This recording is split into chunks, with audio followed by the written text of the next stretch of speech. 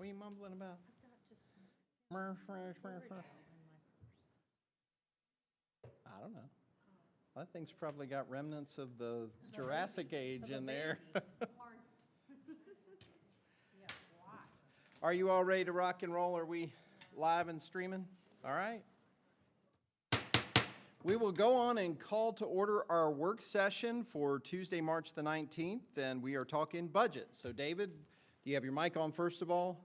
We're ready to rock and roll. The floor is yours, my friend. All right, my new addition, I've now graduated to having to see these small numbers. I realized some zeros were eights, and it's that time you move on to something else. So I'll make sure I get these right. So I don't have a formal presentation. We did the presentation here a few weeks ago where, just to kind of bring us up to date, we've been through audit, presentation, and we've been through kind of how the year in review was. We did that a couple of weeks ago. So we are now looking at where we're going forward from here, closing out the current year, moving forward into the next year. So I'm going to talk about a lot of different things because I'm trying to get your temperature so as I know where I'm going with numbers. We have made substantial ground on cuts. I mean, I'm pretty much down to things that we just can't cut out. So when you see the budget and you see $78 million, don't freak out over 71. A lot of what's driving that, when you go to the individual items, you see cuts are made. Purchase power, when you got another $5 million on purchase power, that's running it up. A little bit more on Peppers Ferry. Some of the social service programs are there. The water, some of the water revenues there. So those kind of things as a bulk are running up those higher numbers. So just know that as overall, it's hard to compare budget to budget even when you're looking at the past decade, because Tim and I've talked about this. It's challenging when we start looking at these big numbers that we're looking at from purchase power, because purchase power used to be $12 million. So, and now it's 19. So it's changed a whole lot. So anyway, just going through generally to give you an idea, at first brush, we are balanced on enterprise funds and special funds at this point. We're working now through the general fund. We've got a $27 million electric fund, a $2.6 million transit fund, and that's the other one I was trying to think of, transit fund, because those numbers come in as you may recall, we're moving from a 5307 to a 5311 funding. So our funding is going to change somewhat, but our number is going to be probably around 265. So we're running a $2.8, almost $2.9 million system for our investment of $265,774 overall. And that's for both capital and the operation itself. Water waste, solid waste, is 1.7. One of the things you're going to see that's it's got some rising costs in it. I don't know any way to cut it except, we've been trying to keep everything at this point has got full service. We've not cut our services, but the drop center is running expensive. I mean, it's costing us $105,000 to do the hauls, another $30,000, $25,000 to $30,000 with employees and all running the center. But people have come to get used to it being there. So, when you start cutting back days, you may save $20,000 on it, but it's, is it worth the headache? And how many people have taken stuff over there that maybe is saving some on the hauling part? So just know right now the budget has everything full service. I haven't cut services. We've just been cutting back on how we do it and the way we do it on our savings, and I've cut back substantially in personnel. So $20,000 Total at the end of the year. So yeah, so it only costs us $20,000. no. It costs for the whole thing. It's $105,000 for the year in hauling fees. Another $30,000 for the whole year in just operating it, and then supplies and things like that. No, it's about $155,000, $160,000 total to operate the center in the sanitation department. Well, I mean, if we decided to.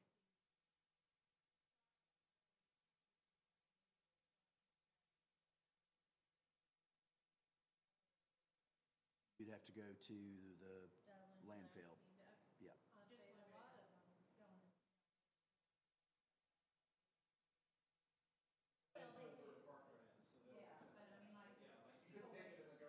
couldn't take it to a green box somewhere else unless you've got a residence there or something like that. No different than them coming to Radford. We've been really trying to crack down and make sure that the people coming to the Radford facility are Radford citizens, because it is a drop center for citizens. It's not for businesses. It's not for contractors and things like that. So, we take a small amount for little things, but if you're doing like a home construction job, we'll usually do that. But everything pretty much is, when somebody's cleaning out a basement or parents' house or something like that, is usually when, or they happen to miss that week's pickup for whatever reason, out of town, that kind of. Dublin, the landfill. Yeah. In Dublin.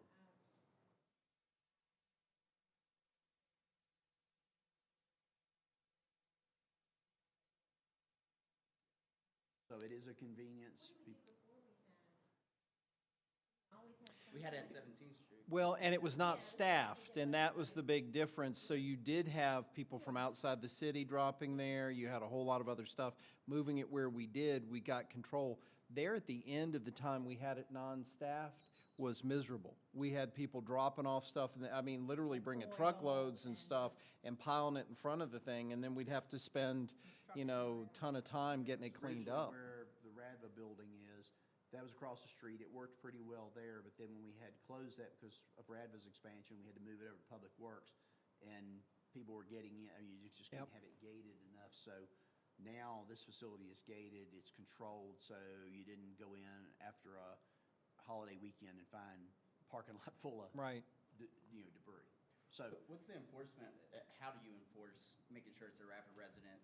Do the people working there have to ask, staff ask? So most of them we know. You can either bring a tax ticket with you. If it's, like I say, everybody pretty much, there's probably only like 2 to 5% of people that they may not know or that are new, that have been working on, come to Radford because, a parent has passed away or they're moving or whatever the case may be. And as long as they show us proof, we usually ask for a tax ticket, but you could show utility bill or something like that. As long as we know you're a Radford resident, then and we have folks that they know from other places that are trying, and we have to run them out because there is one for Montgomery County down in Plum Creek, and there's one for Pulaski County over just outside the Peppers Ferry. So, It gets to this for any service you want to consider cutting, but, I've told people that the Triangle and that drop center had been two things that I got the most grief about, and of all the things. And so I know to the community, sound like a lot, but it is something that was very important to the constituents that get up and running. We, a lot of time trying to find an ideal location. So that would be a hard one for me, just simply because, I had the most comments about that from folks, so and while we're talking about, just so you know, and the public knows, we talk about it a lot. Recycling does not. It's good for the environment and good for what you do, but it does not save you money. You still have cost involved in that. So when folks say, well, you're saving here or saving that's not necessarily the case. It costs something to run that facility. It's both a convenience center and it's a recycling center. And that's where a lot of our anywhere between 24% and 31% recyclables comes out of that center or through the rec center one, which is open all the time. And we've worried about it, but I think being where it is, we don't see it as being abused. It's a good place to go when you can't get in the other place. You can at least take cardboard and tin cans and paper bags and boxes and things like that up there, and that still works out pretty well. And then the high school has still got a program. I think they're still doing it. I know that it had gotten started a couple of years ago with council there at the Armory, and I got to be honest, I haven't paid attention whether it's still I don't there think or they're not. still doing that. There was a teacher there that was doing it. Yeah, I mean, if it is, it's small. I don't think, it may be, but I'm not Things sure. like that Yeah, from the schools. could that be. were We'll have to find out. Got the benefit in that as well, but I don't know what that, we don't have any cost on that, but just so you know that's the extra place that it goes. But like I say, And just everything is there. one last thought on this. The reason that we went ahead with the drop center the way we did and tried to maintain that, we actually had looked at curbside as a possibility, and the cost for that was astronomical. It would have been, $600,000-$700,000 just to get yourself started, and then an ongoing cost every year. It probably would have doubled everybody's sanitation part of their bill. So we found that this was the best option as Everything has opposed to be doing that. Brought to the main roads opposed Right. to the alleyways and. So it was David, I don't complicated. want to get ahead of it. I'm sure you'll bring it up. Are you going to go over some of the other services as well? Are we going to take a look at, like, for example, Christmas tree and leaf collection? Do we have what those costs might look like? Those are some that I've, Leaf collection comes out of your urban highway maintenance fund. So, because it's long right-of-ways. Right. We have plenty of revenue on that. I have no need to cancel that. And Christmas tree collection is just so little. Right. There's just not enough there to, to really, Yeah. I'm not going to move the needle one way or another. Yeah. do it for like 2 weeks out of the year anyway. So like I say, Right. it's nothing substantial. When I get you all a copy of the budget tomorrow, Thursday, you'll be able to see, there's just not that many big items. You're down to $1,500 in paper and pencils and things like that. And, as I've gone through with staff, that's been one of the things they've said, how many legal pads, can I eliminate in this? Because, you're down to pretty small numbers, and we're still getting the job done, for the most part. So, that part of it's good. So, anyway, ask questions as we go along. I want this to be informal. Hopefully this is, I hate that y'all sit in front, but to get the video stream, you've got to sit where you are to pick up on the recordings and that kind of thing. So it's a little more formal than I would like, but hopefully I can cover everything that you're looking for. Water, wastewater, $6.4 million. Urban highway maintenance, $2.8 million. And then internal services, and that's the one that gets billed back to every other department. It's really just a pass-through, we call a special fund, but technically it's already in the other departments, is $1 million even. And then we're going to talk a little bit about the electric fund in some detail here in a few minutes. I've got a ton of notes. I'm going to go through what I kind of thought we would do is start with, is talk a little bit about some of the significant cuts that have been cutting for 8 months, 9 months, been cutting for almost a year now. So we have dialed back lots of things. So, stuff that wasn't important, anything that could wait, see if prices come down, although it's based on the inflation research I've done. I don't know whether that's going to happen or not. All of the things that we think can wait, we've put on hold. We've held back on hiring except for essential positions, part-timers mostly, because that doesn't really cost you a whole lot. We've got overall savings across all funds at nearly $900,000 in personnel savings, and that's the personnel cost itself for the employee and then the benefit associated with it. So that's a big jump across all funds. Let's see. Pretty much very few pieces of rolling stock at all. I mean, we're trying to take care of what we've got. Departments are doing a great job with that. We were fortunate during coronavirus, the funds that we got in from the coronavirus relief bought a number of police cars. They bought some public safety gear, provided some bonuses, provided some economic development incentives. That's what helped a lot of our businesses out through that period of time, through the grants the EDA was working on. So we were able to get some pieces of equipment during a period. An ambulance and a fire truck also are involved in that as well. So, Calista, shove me if I'm forgetting something, because there's so much information. You start looking at, was it 5,300 line items now?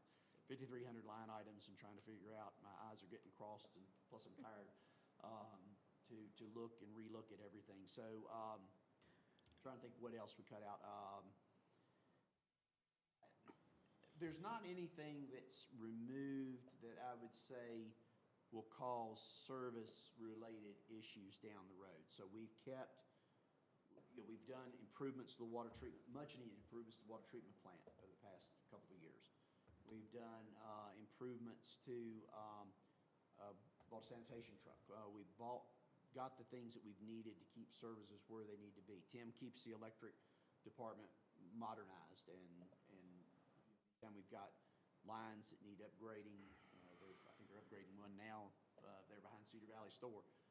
You know, we try to keep those in place. So there's not anything that we're foregoing that down the road, somebody's gonna look back and say, boy, they should have 10 years ago or 5 years ago or whatever, should have done this or that. I think we're keeping those things as current as we possibly can. So just knowing that the cuts that we've made are things that we're just trying to put off. I'm just down to what it takes to make the city run. And so we've got to figure out how we run a 2024, 25 community with, you know, rates and things that are still a little behind schedule. And as we've talked in the past, you know, we did not raise rates during the last few years. You know, we looked at it from the point of view that that's what you had your reserves for. You know, COVID was impacting our businesses, and we had many businesses that were idled or closed for nearly a year and a half, or had a new way of trying to do business. We had sales were down, people were at home. So we were trying to be sensitive to the trials and suffering that many of our homeowners and businesses were doing, and keeping them in mind by not trying to go up and raise rates and things like that during that time. So all of that kind of comes into play when we start looking. I'll talk about revenue generation a little bit later on, but I want to talk a little bit about the expenses. I'm just trying to give you a general idea of where we are on the expense items. When you look at those bigger numbers, what it takes to run the water treatment plant, what it takes to run the electric department, purchase pack, there's just you have no other alternatives. You know, we're looking as our power contract comes up, that's still 2 years out, but what we've got to work with and be able to make go. And the same thing with our other contracts and services and treatments and things like that go on for basic services. I think that's one of the hallmarks for our community is we got good quality water. You know, we don't have issues with sewer systems.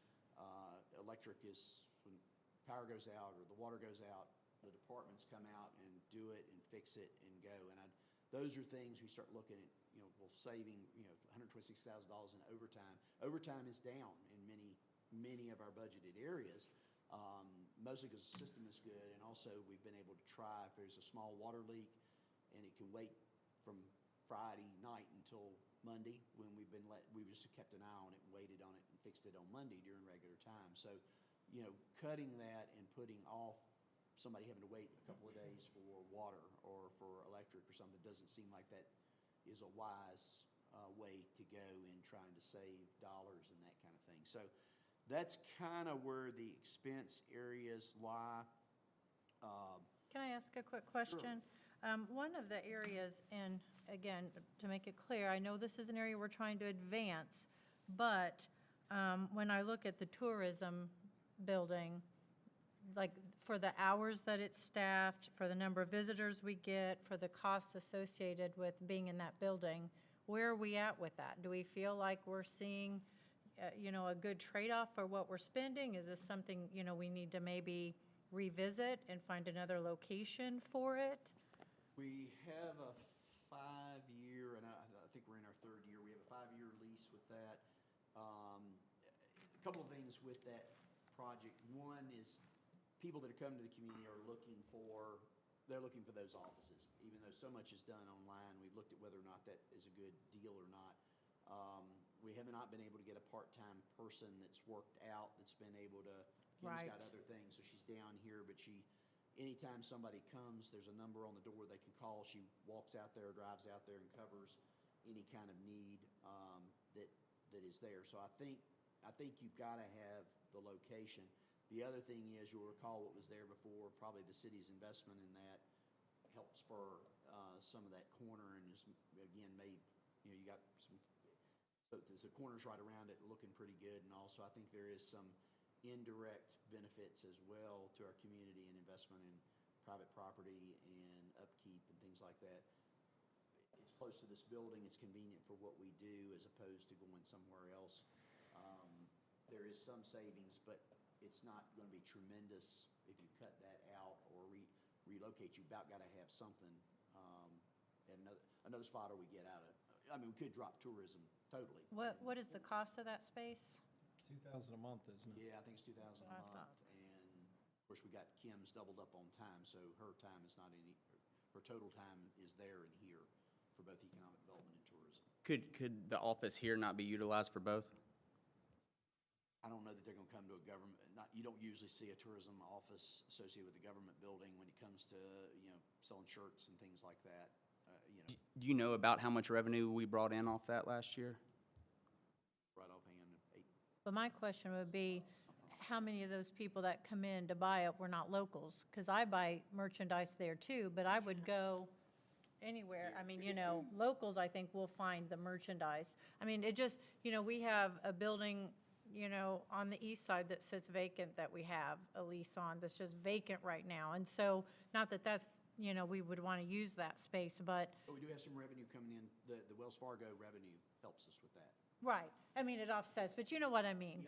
And now I agree, I think that our investment did help a great deal with that corner, but I'm not sure if we were not there, if something else now wouldn't move in, because it is a nice space. So, and I'm, not to be misunderstood, because, every board and committee I'm on, we're trying to figure out a way to bring more people into our community. I'm just questioning if that particular model is really benefiting us to the extent that we were hoping, or I know before it was at Glencoe. Well, and part of the challenge was when we had it at Glencoe and then moved it out there, we had an individual who was just tourism full-time. Right. And as a cost savings, we combined the two positions into one underneath, there is already cost underneath savings. Kim. So it's kind of like where we attempt to save, then we cost ourselves something somewhere else, But I'm just saying, too. if I'm going to a community and I go to their tourism Sure. building and it's locked, Yeah, right. I'm not No, going I to agree. stand there and call somebody. I I'm agree. sorry. I think So- that's a hard piece. And so it's really just sitting vacant. And most I of would the like to time. work with the developer on that, and, I surely wouldn't want to leave them high and dry, but I do think it's something we need to consider and talk about when you look at ways to cost, or cut costs. It's tough, and if we're in year 3 of that lease. But no, I mean, I agree with Jesse, it's got to be something that we look at, because it is a very attractive building, and I don't think that they'll have problem getting tenants, but. And I do something- think we need to figure out a good solution. And I think when we did it, everything was a little different. It's a different atmosphere now. We're looking at different budgets. We have different staffing than we had before.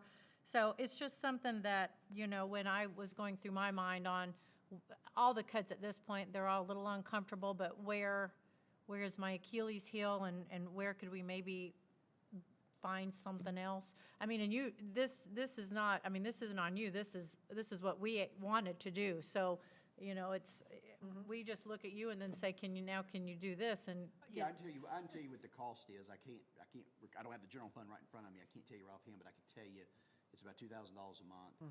Multiply that by 12, and then, the merchandise we buy, but then the return on merchandise, we do give stuff away, as tourism promotion, Yeah. things like that, as you Yeah. are well aware.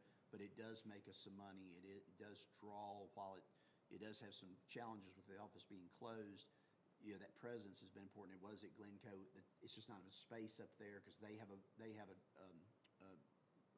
sales counter, business area that they promote antiques and history-driven types of things. We needed to move out because it just was not enough room. And by having that, the tourism office where it is, between this building and that building and Glencoe, they all seem to be Yeah. together. And then you got the market as well, the farmer's market that's going on. what I there as like well. about Glencoe is it's staffed specific hours. So when someone does come, at least there's a live person there.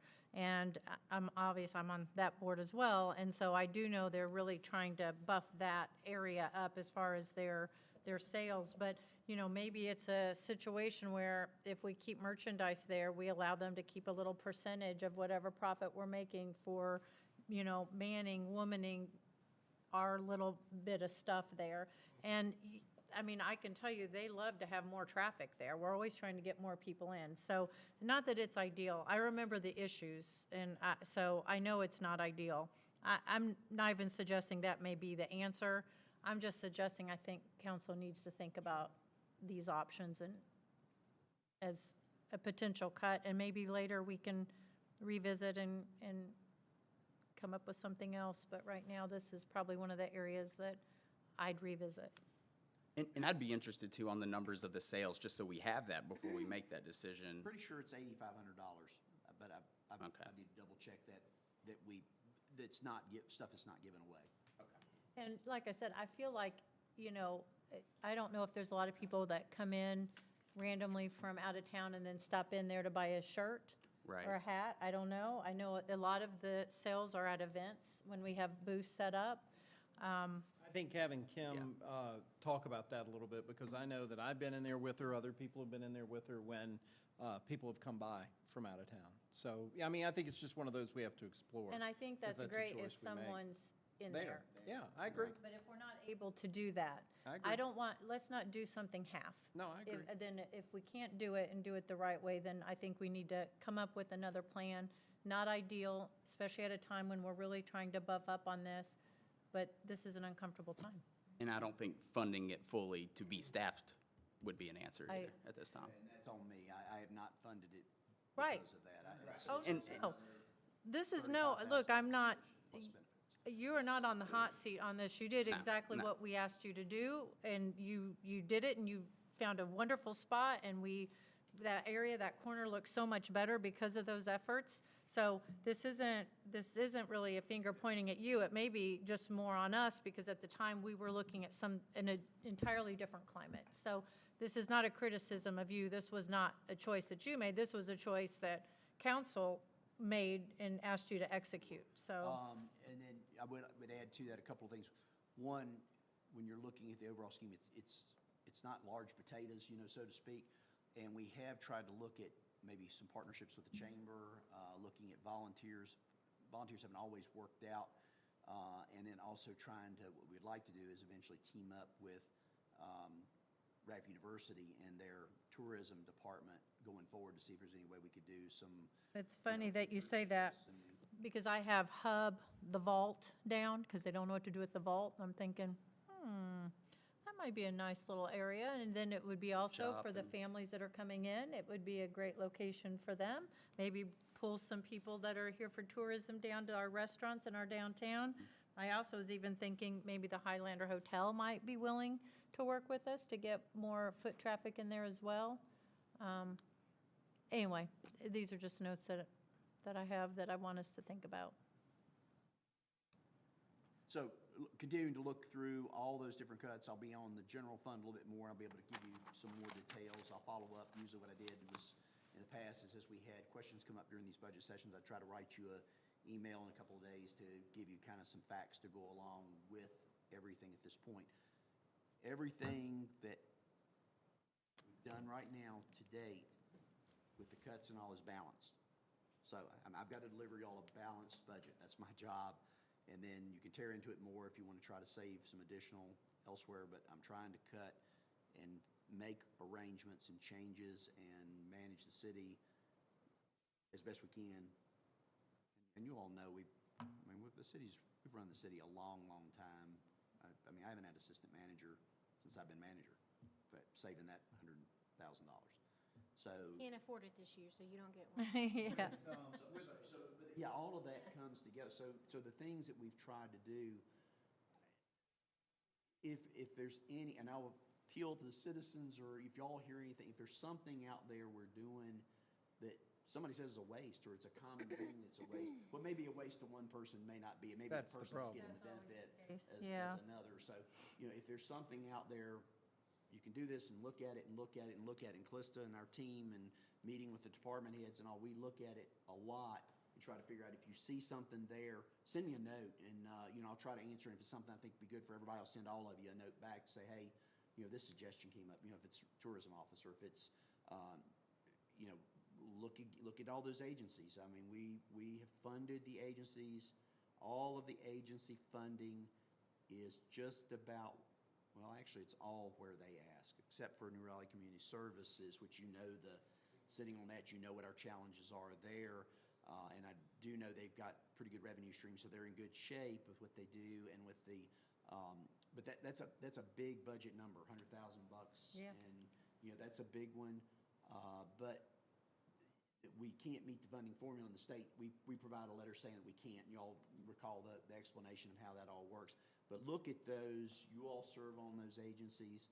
If there's something that maybe we don't need, if it's driven by, the community college talk about the funding that goes towards, ultimately, it's not a huge amount of money, but that is driven by state legislation. So you have to do the things that are mandated to us in some of those organizations. But there are some that we contribute to, local organizations that provide a service, a benefit, an event, or something like that. Take a look at those. I mean, we've kept them all in there. There's nothing that's cut.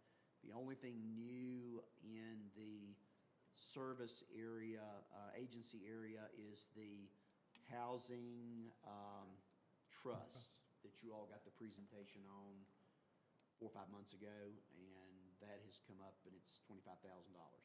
I don't know whether they're going, and Mayor, I don't know whether you know, or Melissa, I don't know if you know if Housing Trust is going to be ready to go in the upcoming year. You can put that off. I think they're going to be ready next year. When you make your investment in that for $25,000, Get money then it back. gives you the opportunity to get back $1 million or $500,000. It's, I want to say it's $600,000 is Okay, the 600,000, Radford do it target. somewhere in the middle of And that. that's the challenge. It will take several years to get there, but not doing it now sort of breaks down the partnership of being able to do it at all. And that's one of the tricks. Back on one thing some of the- before we get too far away from this, with the 900,000 in personnel savings, at present, that's just not filling empty positions. You're not laying anybody off at this point in time. Correct, we're not filling any positions. If somebody's left, we didn't rehire unless it's, I mean, we've had some folks like, I mean, you can't run your library if you don't have part-time people. Right. So if somebody's left the library, we've had to rehire somebody. Right. If it's been an area in one of the public works departments, I've got to have enough people to be able to keep the lights on, to dig a hole, to do whatever, put pavement down. So all of those kinds of things are still there, but others we've let, go by the wayside, if at all possible, to make that all work. But I just wanted to make clear that at the present, it's not mass firings, we're not laying people off, we're not saving money They're by not positions being reducing. held, we just pulled them out of the budget. So if we get in, as we're going along and financial conditions continue to improve, again, all of our bills are paid to date. We've got a power bill due at the end of this week. We'll hopefully make that on time. But we've been having to float, a little bit, watch and see when things are due. The only thing we're behind on is we got a couple months we owe the school board, but we usually do those, done those in quarterly payments in the past. We moved them to monthly payments. We're still within the quarter. They've still got over $3 million that we paid towards their needs. So we get those out, but every bill, we go through every Tuesday. We just did it. We check to see how much money we've got in the treasury. Wednesday morning, we go through, I've never done such due diligence. We're going through the sheets that we have and looking, and our accounts payable folks do a great job, Callista, treasurers, everybody getting the information together, and cash flow and how things work. If a bill's due April the 15th, well, you don't need to pay it today. We wait closer to the 15th. So that may be what you hear some of, but it is paid on time. I'm not aware of anything at this point that's not paid. So it's cash flow, and it's just a tight budget. We're not bankrupt. We're not in the hole. We're not, none of those kind of things are out there. So, we are paying those. I hope we can continue. We're in another couple of tight months right now, which was going fine till we get the big revenue hit that happens from about mid-May when tax tickets go out. And then we have our year-end stuff to build back up again in June, and that's $4 million plus revenue from utility sales. That's another, depending on what it is, $1.6 million to $2 million. So since I'm running for Miss Congeniality, let me bring another subject up that's not popular and I don't love. So with our opioid settlements, I know that we've made some agreements to participate in some other larger ventures. Restricted funds are all in restricted funds. We've talked about that, so those monies aren't used for anything else. So what we had committed to, Jerry and Emily Height and Callista and I are serving on the committee trying to look at the programs that are going to best help with what we're doing for the region as far as the opioid settlement stuff goes, and that's So- the education and things like that. And I know, we still have things out there, things are still settling out. And I know it's supposed to be spent in areas where your locality is impacted. One of our large items, as we know, is with social services. And I know when I met with the director, we kind of went through even our children in the services, and don't quote me on the percentage, but it was like 80-some% of the families where their children were receiving some service, there was some drug involvement within that cycle. So while this is not a curative measure, is there a way to apply those funds that we're getting to help those budgets that are rising faster than inflation? Because that's a huge item in our budget. Is there any way to just give us a little bit of break on those budgets by applying that money? I know. Especially to the police department or for enforcement and, If I sighed a little, it's because the $96,000. It's not going to make or break it. 124. Yeah. We have 96,000, and a few more have trickled in that Mike has sent you all emails on, so it's about 124 as we get it. But my It thought just- is 124 here. Yep. 30,000 here. I mean, they add up. trust me, this is not the program, this is not ideal. This is not my preference in any way. I like the regional component, and we're looking at how to prevent the cycles opposed to just pay for them, but we still have to pay for them, and it keeps rising.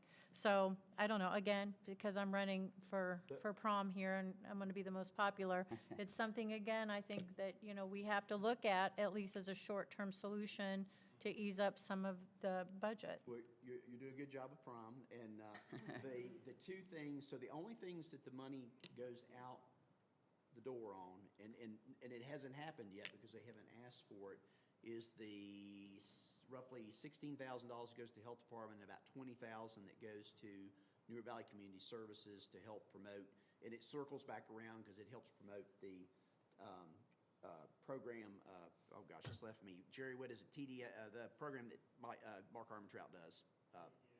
Yeah, program. So that's where the officers go and have to sit with somebody. And so we're taking that approach to see how we can save money on that piece of it and help the families, but also to be able to provide some in-house, looking at the next step back. How are the drugs getting in our community? It's whether there's the health department and New Valley Community Services, New Valley Community Action, I'm trying to think of the other. There's a whole team of people that's on that committee that are doing and the city schools are all doing the educational component. Well, for us, is the best thing to do is take our piece and look one step back to say, where are the drugs coming from? And that's going to help our police department. So originally. No, and I totally agree, trust me. Originally, that money was all going to go out, we thought, the door, but we're able to hold on to everything. Right now, we've got every dime we started with, and we're looking at options, and Emily's been working. We've kind of we needed somebody to kind of be in charge, so with Emily's Yeah. experience with folks and training and that kind of thing, she's helping us. We just started in the last couple of weeks, and I should be able to give you a little bit more on that going forward, but nothing has gone out. It's being used in our community, for our community. And then if you recall, by doing it through the region, what we gained on is we became Gold Star community or area, so that money can then be doubled, tripled, whatever, because the state of Virginia had don't quote me, at 500 million, or maybe it is billion. No, it's 500 million, and it's the matching State funds. that can come back out. So let me address some of that. The Regional Commission has talked about this. The money that's local is spent local. We contribute a small amount, I think, to some of the educational pieces, but the money that's local is spent local within those areas, but it counts for the match for the regional piece within the certain areas that were identified for prevention and dealing with the problem. So that's part of that would be challenging to unwrap at this point, and I don't know that would actually save us anything, because it's still money that we're spending within our budget already. Well, and again, I agree with prevention. I'm not suggesting that just paying for the problem continuously is the answer. I'm just suggesting if there's a way to unravel this short term, just, and, and I get we may get matching funds, but like, are they giving that right back to our community so we can spend double the sum on paying for some of the services that are currently active and are required, that we are I think it's part of permitted? that overall picture. Right. It hasn't all been built out yet. Right, So that's and part so of it. that's a part of it, and I'm just saying, the opiates, these addictions are impacting our children, and we're paying for this. It may be a short-term way to ease up our budget, but of course, it's not doing any great long-term, other than the services that we are providing the children and the families. Hopefully, we're doing some prevention there with the services we provide. Again, just something that I want to throw out there for us to think about. If you see anything unserved, as always, let me know, and we can take a look at it and have Emily take a look at it with Vicki. She's been involved in this and is aware of this as well. So I think at this point, what we'd hope to do is be able to take our $123,000 and make it something that's impactful, because like I say, it didn't take long to go through that, and we're trying to keep it minimized.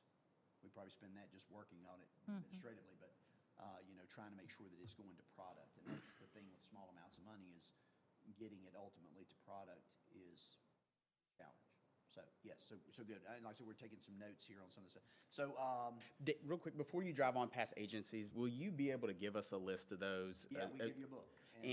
And I know that they're small amounts, but 1, 2, 3, and they all provide a value on some level, but maximizing that value, I mean, we're going to have to make some hard decisions. So is that something we could look at? It's $568,000 of our budget, Right. And mostly in general fund. And of that roughly, how much of that is mandated by or code or state that we actually have to be in this or that? 512,000. Yeah. I'm not being facetious, But a big But it portion. is significant. Yeah. We've looked at it before. When I go to the budget meeting, and we're always surprised that question comes up, and nearly every one of them, we thought, well, why are you meeting? Because these are mandated by your clients. And I know probably Bobby, Jesse, you all are probably the two that see more from the agencies, where the others are more tourism. You see more the ones that are demanded by state regulations, and some are education, like I said, the community college. I'm trying to think of any that, they're just not that many.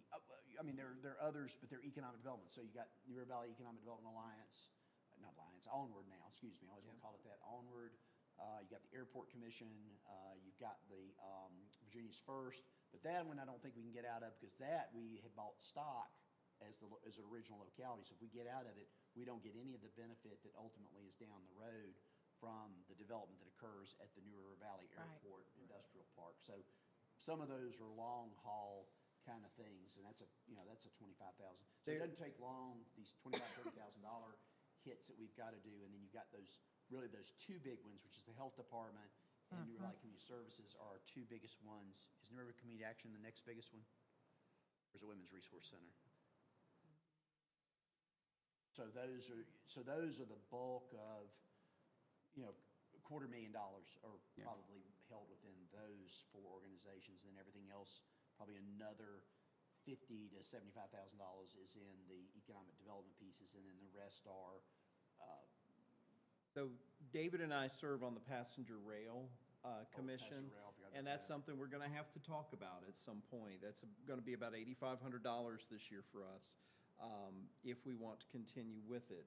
And that's something we're going to have to discuss as a community. Now, certainly it was a priority and has been a priority for years to bring passenger rail to the New River Valley. The plan was to use all of the partners together to build this up. The station's not going to be in Radford. We do know that. And there's no way to move that around. So I think that's something we'll have to consider as we move forward. Do we continue that? Now, one of my preferences is maybe to work with the authority to see if that's the amount that it has to be at the present time, since we don't actually have a station coming anytime real soon. I don't know what that case is going to be. So, that's something we'll have to look at if we want to remain a partner. Choosing not to means we don't have a seat at the table. So whatever happens, happens. But that's something that there's $8,500 there that, we would have to look at. Can you join back in if you decide not to do that this year? I don't know that there's any plan in place to say we're going to take a pause and then we'd like to come back. I don't think so. I think it's that you participate and either that or when you come back, you pay your back amount. I don't know. Yeah, that's I kind of the mean, way Virginia First is. If don't know you why we get would out need or to you never do join, that. then you come back and you gotta pay Yeah. kind of the back payment to catch back up again.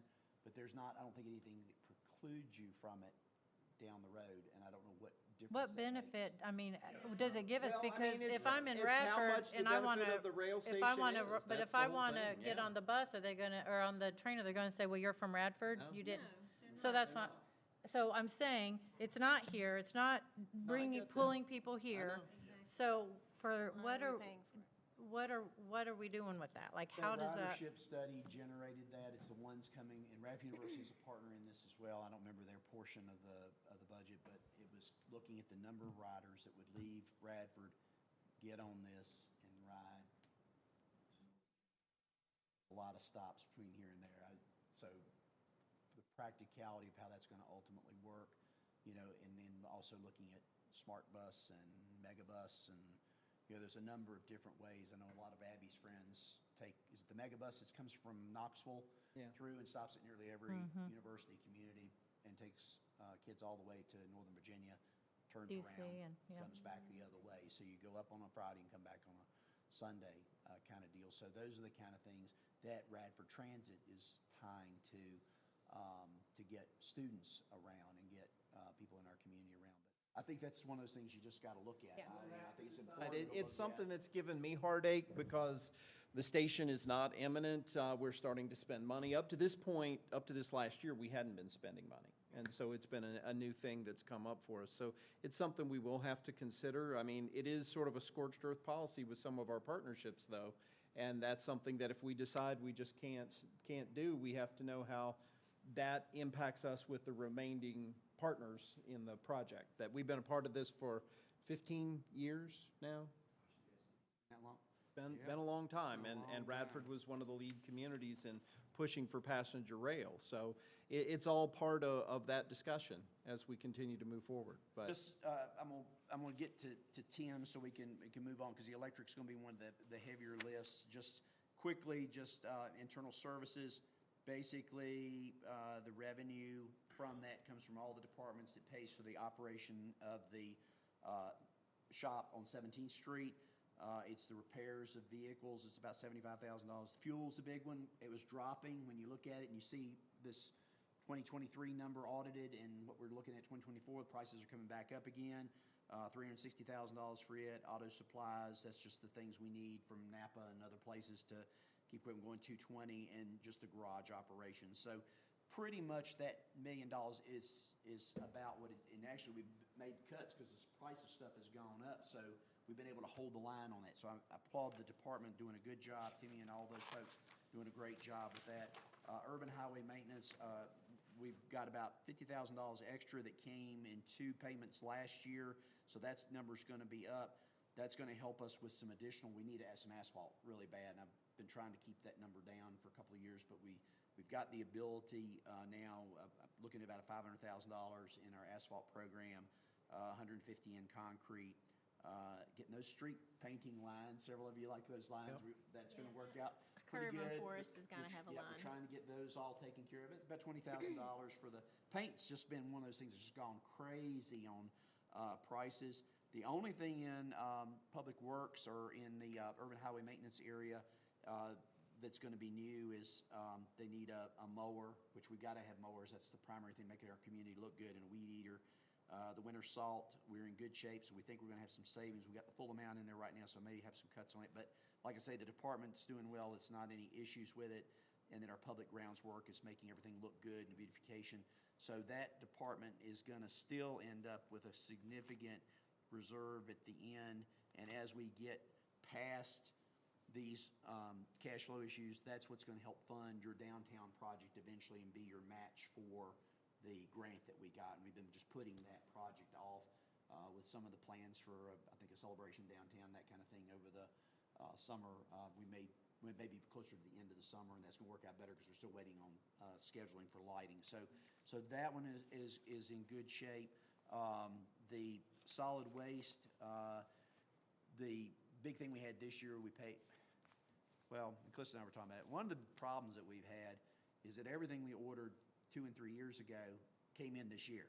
So while the counts were planned, everything hit this year. That's where the street sweeper, the garbage truck, all those things weren't bought last year. They were bought several years ago. We were still holding the line on some of the spending. So that solid waste truck made solid waste type, which normally makes pretty good money, which is going to be fine into the next year. The Newer Resource Authority, $175,000. That drop center hauling that I mentioned to you earlier, refuse collection's about $1 million of that. So that's the sanitation trucks running around town. I have looked at the models, just so you know. I have looked at privatizing. I have looked at Privatizing what? privatizing solid waste. So you would have Outsource it? yeah. Come in. It costs more to do that, and then ultimately the disposal. Then we run our sanitation pretty reasonable. So other than buying a piece of equipment, our lightning loaders are in good shape. We've got 2 of them. They work out well when debris is down, that kind of thing. The garbage trucks, we keep those up. They got well, we'd like for them to have an 8-year life. We're trying to get 8 years out of them, but they're usually 6 to 7 because they got a lot of miles on them. We do run a little bit larger truck because the distance to the landfill, it's more practical for us to be able to make 2 trips to the landfill in the course of the day rather than making 8 trips to the landfill with a smaller truck.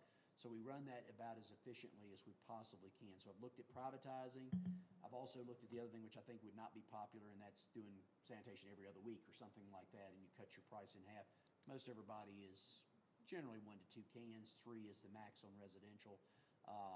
The dumpster service has been down a little bit, and that's because we just don't have as many people in the apartment complexes. So that's down some, but still the revenue looks good for that department. No increases planned in the sanitation costs this year, and we've got a good So budget. you're talking about because we have less students, the dumpsters are less full. Is that what you just said? Right, where Why they are might we- have 3 so pickups during the course of the week for a dumpster, they may have now gone to 1. The city pays for, They pay us for that. Oh, they pay us. okay, I was getting ready to say, let's change Yeah, that. yeah, yeah. When you're Because looking- I'm not They pay paying for us, yeah. us to pick up our used Yeah, and I'm trash. glad you asked that because we didn't focus on it last year when y'all first came on council because we didn't do anything with the rate last year either. But when Okay. we talk about that $22, that is for a resident for 3 cans. And then we have a 4, 6, 8 or 6, 8, 10. 4, 6, 8 yard dumpster, and then your collections are based on how many you need. So if somebody's dumpster's running over, we gotta say, hey, you can't get by with 1 collection, we gotta do 2. They're billed for the number of collections and the size. So yes, we don't run anything. Okay. The only free service that we have in sanitation is the Christmas tree collection that we do, and, well, it's over in urban highway maintenance, but the leaf collection Yeah. program. And leaf collection program is something that could save you some money, but in the end, it's not going to save you enough, and people love it. Otherwise, what are they going to do with the leaves? You Well, know, don't we turn that into mulch? I mean, don't we use that we for, do. We okay. grind it up, we use it Okay, for and mulch. so we use it and save money by We picking it up. take it to a I do place that have we've got, and one- it becomes topsoil eventually. So before we got on that subject, you said that there was a lot of equipment that we ordered a couple of years ago that all came in this year, and it was just really unfortunate. Well, so we knew how much the digger is going to cost us fiscal year '25, 12, 18 months, whenever it comes in, and we pay it then. So when we bought those things back then, why wasn't that earmarked Good question. totals then? Because usually when you buy something, like, it's going to, so it should have been saved, and we wouldn't have had to worry about it. So Did we just need the money? digger or- that we've got, the digger derrick. Yeah. We know that that's going to be a 24-month construction. Yeah. So we're able to plan on that. These others, we ordered thinking they were going to come then in that fiscal year, like within 3 to 6 months. I know, but we knew how much they were going to cost, so why didn't we say, we can't spend this money because we ordered this thing, and just keep, We got it reserved when we move it by appropriation from year to year to year, but what ends up happening is you don't know where the truck's coming, and then you start using it for something else, but we had the AO for it. It's just everything time-wise. It's the timing is it. I know it's the timing, I just don't understand why we didn't No, we kept the money. hold We the got money, Yeah, because we got the knew we were money, but gonna it'd be nice spend if it was a little more spread out rather than four things coming in at one time. Okay, so we But it just all didn't goes hold the out at money because we once. needed to spend the money. Yeah, we used Yeah, it. so we needed to spend the money because we didn't have any money and we spent money that should have been It's saved. part of that cash flow issue. It'd been nice if it'd been spread out over a Okay. couple of years rather than all of a sudden within a couple of months. So, Can we make sure that we are holding from now on? Can we make sure if we know we have to spend this much, can we keep that money so we don't? Well, that ties into, do we have an accounts receivable for all these front-ended match grants? How much of that are we still expecting to receive? And for example, we talk about the East Main project, and we've received that money, but we still have that, we for the don't- match, right? correct me if I say this wrong, we do not budget for grants. That's Uh-huh. why you see the appropriations come. The only thing we budget for is what we know we've got collections on, and where was I going with that? Left me. Anything that's grant-driven, so the money that comes in has got to be held, doesn't just go to general fund or whatever, it's got to be in that restricted fund. So we see that $2.2 million roughly restricted fund account in the audit, that's money that's, because it's grants, it's non-spendable, it's dedicated to something, that's where it goes. So not everything is just in one pool of money and you pull it out. The only thing that's in the one pool is everything that just comes in general fund, or if it comes in that's non-restricted funds. So when you look on page like 10 of the audit, 12, something like that, I may have my page number wrong, there is spendable, non-spendable, restricted, unrestricted accounts. The unrestricted is what we've been mostly concerned with, because that's what you want to build back up to be able to use for emergencies and things like that. All those other accounts, we've got money there, we just can't pull it out and use it for other stuff. That's what I'm saying, the garbage truck is not a restricted cost, right? Correct, because So it's that, not yeah, grant I'm driven. saying if we know we have costs and we've bought the thing and we know it's coming and it's gonna be due here, I wanna make sure that we are, if this garbage truck cost $100,000, that we keep $100,000 back to make sure we have money to pay for it when it comes in. And not, I mean, I know maybe we needed to use it and we were strapped for cash and dipped into some of those things, but I think may have been some of the contributing factors, I guess. I just want to make sure that when we have to pay for whatever equipment we get or whatever large purchase that we felt like we needed to make that was a need and not a want, we've held the money and not spent it, and then we get in the hole later. Yeah, and I think you may make a good point there. Need and want, we've been trying to focus Yes. really on need. I mean, if And I understand that, and I think you're, looking for them. I just want to, we've you got, know. and just, you may find this humorous or not, but usually a pickup truck, if it's bought, I don't know, in the electric department. Well, it goes from the electric department, it might go down to the water department when it's still got some life left, but it can't be used for its electric function anymore for liability.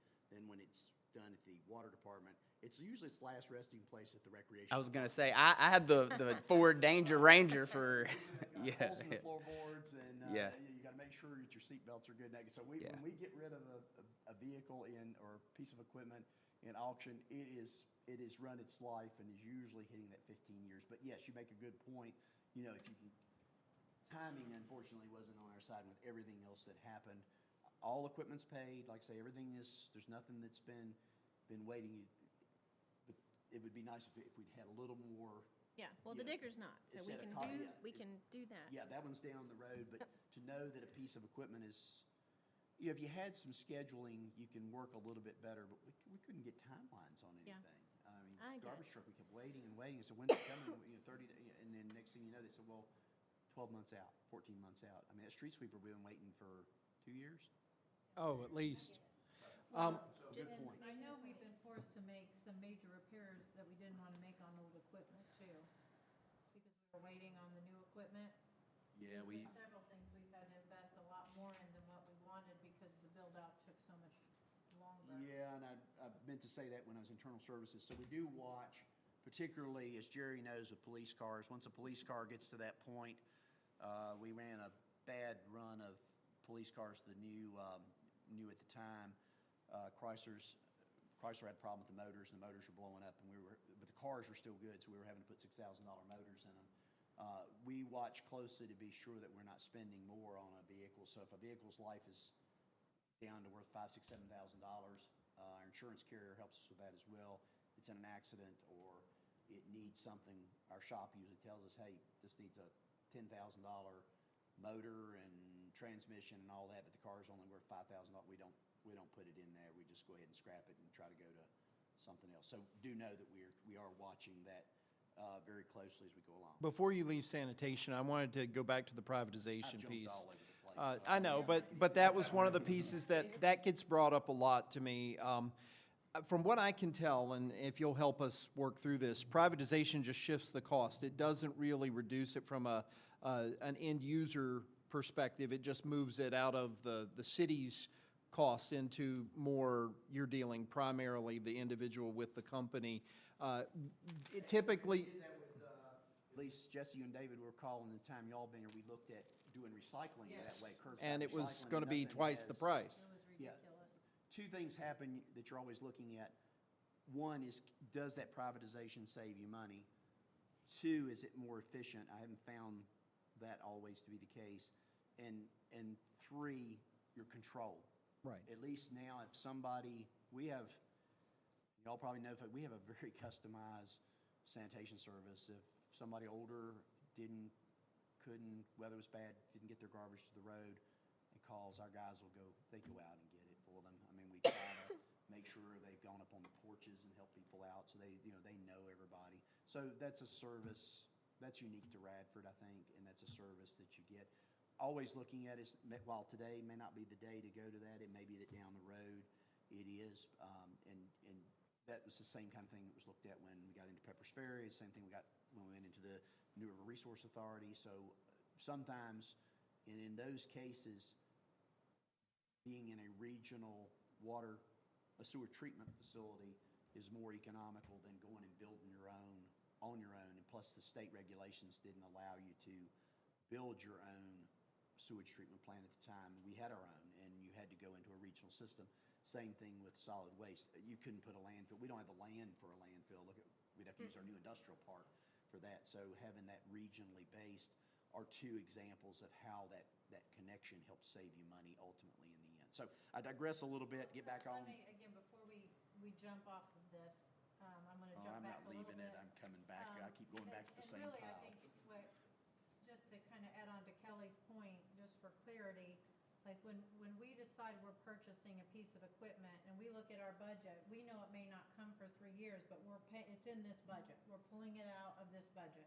When we pull it out of this budget, I think what you were asking is, then does it go to restricted, so it's not now still in the general fund? It goes in the budget, but we're now conscious to make sure it's in the budget that it comes, so the Digger Derrick will be in the budget of budget. 26 or whatever. Yes. Okay. Yeah, it's So no point in having it before sitting there taking up we had a space little more that you don't leeway, need. so we didn't necessarily do that, but, yeah. Now that we know how that's, in my career, this has been the only time that's happened in the last pandemic times, changed the way supply chain stuff worked. But now, that's just an accounting move, though. That's not a physical move of money, correct? Like, you're not physically moving something into a savings account that you can't touch. Correct. It's We just on make sure paper. it's budgeted, so in 2 years, Callista's gonna be putting this in a, Just so that- Right. because it's not Right. being spent, that we're losing sight, that we have a. It's still there, knowing that it's coming. Right, we Right, have an obligation that we To have to. keep it there Yeah. right. at Easter State. And I will say, we have been in the situation where we've had a lot of equipment and a lot of things that we've had to replace because it's been kicked down the road just as long as it could and then some. And so it's unfortunate, but we had to put a lot of our resources and time and effort into that, so. okay, so solid waste, no increases or anything in any of the dumpsters or anything like that. Of course, there is no rates involved with urban highway maintenance, internal services. Glad the revenues are coming up on urban highway maintenance. Finally, it's taken a lot of years for that, so that will help us with some other projects and things as we get in down the road. Water, wastewater, the chemicals have been one of the biggest things. The treatment chemicals, the water treatment plant, $128,000. There is a truck there, but I don't know whether that's going to stay or not. Water meters, the cost of the brass and the metals and things that go into those $62,000 for just a few meters. Pepper's Ferry is up $2.1 million. We've got some pump station repairs. We've done a lot in the water. We got to flip over and do some things on the pump stations to make sure that they work for a long time. And just the plant operations, the water treatment plant's $1.5 million. Not looking at any increases on water. I'd mentioned maybe looking at sewer because of the cost of the pump stations and the cost of Pepper's Ferry. Might be a $2 increase there. Still, we're the second lowest in the New River Valley for sanitary sewer. And costs. on that, Don't David get and hung I up on sit that. on the Pepper's Ferry Board, and we did push back on that increase. As he said, the chemical cost has been significantly higher. The repair costs, we even looked at, there's an outage on one of the solid waste electric systems, and we looked at trying to delay that, but the risk is if the other side of the solid waste system goes out, it literally hits the fan, and so that becomes a problem. So we've pushed back regionally where we could to see, and some of the costs are just not flexible. I mentioned transit, no cost, we've been doing free service, that's what the state's been doing, that's what the region's been doing. And then, with the monies that we have coming in, we're running, for $365,000, running, at 2.8, sometimes a 4. Wasn't it when we were charging that basically the process of collecting the money and all of that, it was actually costing us as Right. much to try to keep up with it, to charge the minimal amount that it was just to let them get on and ride. It was only $10,000, I think, was all that was budgeted, and a 2 point. With the decrease in student population, have we condensed our routes, or are we still running at the same capacity? Or? Budget's only got the cost of the contract, that's a contract service, and that's worthwhile too, because we'd have to hire a whole bunch of drivers and train them and all that, and just getting CDL drivers all by themselves is hard enough. $2.3 million is our contract price. We only have a small amount in equipment this year, and that route adjustment, and Melissa, since we're talking about it, you can mention what we're doing about some infusion of some routes. Section of the students that all the RU routes in full service are paid for by the university. Right. So we have a monthly obligation that's a set amount that we split. But all the routes that are, the university takes responsible for, and then when it's city service, there's a couple. Most of the year, we only run the 30 and 35.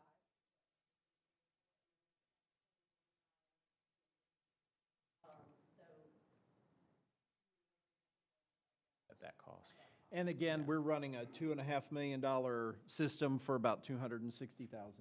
So that's part of that thing that even if we made significant changes, we likely wouldn't see that much savings. we meet monthly with the university, very much at the table when we're looking at transit in terms of And I know you had a meeting on this today. As you know, I was out walking one of our neighborhoods to look at the lay of the land.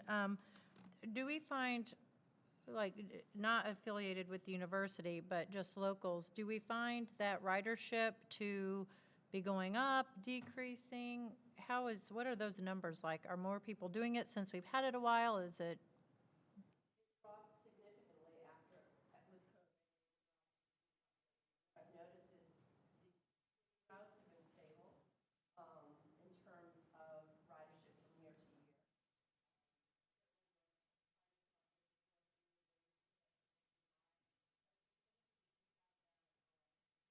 That we have an additional grant for, to expand to Christiansburg and Blacksburg.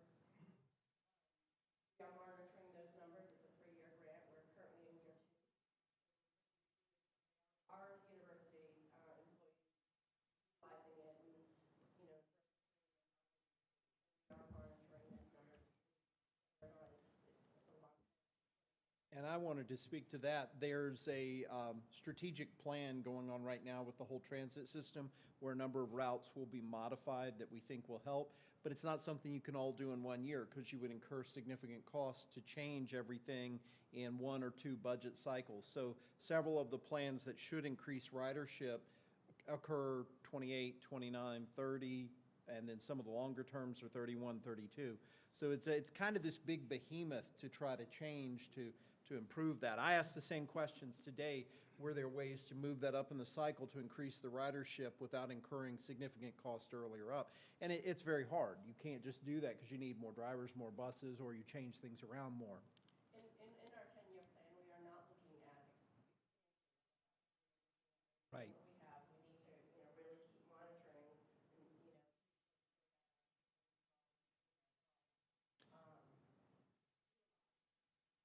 one of the, talking about capital costs, we're looking at costs and bus replacements. Cost $160,000 bus is about $2,500, $2,600. So we have a lot of investment in terms of state and federal funding, and of course, RU pays. Very low. And to the 10-year plan, some of those routes will change. So they're consolidating, they're making them better quality routes that should service our citizens even better. Well, and I know, in the perfect world, we were talking about trying to get more tentacles into the community where people are living here, because at RU, it's easier to have a central location as a stop because they're all living more centrally. But I know here, we were hoping to get a little bit deeper into those neighborhoods to help the elderly that may want to ride. How are we? Where are we with that? Is that working? Have we been able to do that? Have we pulled back on that? Where are we? We have not changed any of our routes in the last few years. Last is the 25 where we expanded up to Food City. We are looking at, and of course, Yeah, yeah. in a couple months to City Council in terms of what our proposed 10-year plan is. We are looking at rearranging some of the routes to Good. help accommodate and making sure that we're not losing any neighborhoods, a better variety and. Yeah, good. Well, I know we've talked about that, and I'm sure that was, it was more just for my information, because I haven't asked that question. It's probably about time that I ride the bus route again, isn't it? It's been a while. So I am committed. I will ride the bus with you one day if you want to ride the bus together. You want to talk electric? We've been waiting on this so long. One more minute. So in looking at the cost of and I've got, I don't know, tons of notes. If I call Jerry and tell him the city cars at the airport, he'll know why. And Calista knows to go. She knows where I keep all of this, so that y'all can get through. So anyway, moving now, any questions about all the other funds? I got a little track, but I want to make sure that we're answering questions as we go along. And as you all think of things, send me notes, because if I can help you, we don't need to meet just on one thing, but if you got something, I can provide it back to you, I'll do that. And if it's for the good of everybody, I'll send it to everybody. Moving to electric, biggest expense in our whole operation, probably the department that's changed the most from 2012, 13, when the foundry was in operation, and back in the day when we had millions of dollars in reserves. We're now operating our community with smaller businesses, smaller operations, smaller impacts, but those rates of electric have gone up. We've gone in just a 5-year time period, 2020, our purchase power is $12 million, and we're now looking at 2025 of being, 19 million. So that's a whole lot of difference in change over that whole period of time. We've gone up almost $7 million, and it's been anywhere between 5.8% all the way up to 17% increases. So I'm gonna turn it over to Tim, let him talk to you a little bit about that. I didn't want to get too weighed down. Tim, if you could talk 20 minutes or so. I'm trying to keep them at an hour and a half, and I didn't feed them tonight, so I'm sure everybody's hungry on top of that. But Tim's gonna talk you through, because there's really not a way to get around having a rate increase. As you all know, these wholesale power cost adjustments by theory pass straight on through from us to the customer. We have not had a base rate increase since 2018. So between those two, we've got to be able to take care of where we've had some margin. It's been getting smaller and smaller between the cost of power and the revenue of power. That's causing some issues with us being able to retain, keep in our account, keep reserve balances that have been so important in everything else. So Tim's going to tell you a little bit about history. You'll see some graphs. He's keeping it. I've already looked at the presentation, so really good about not a lot of numbers and a lot of pictures. So hopefully this will help you, and then I'll Please, say a few quick things and let you go. please don't shoot the messenger. These are, tough numbers.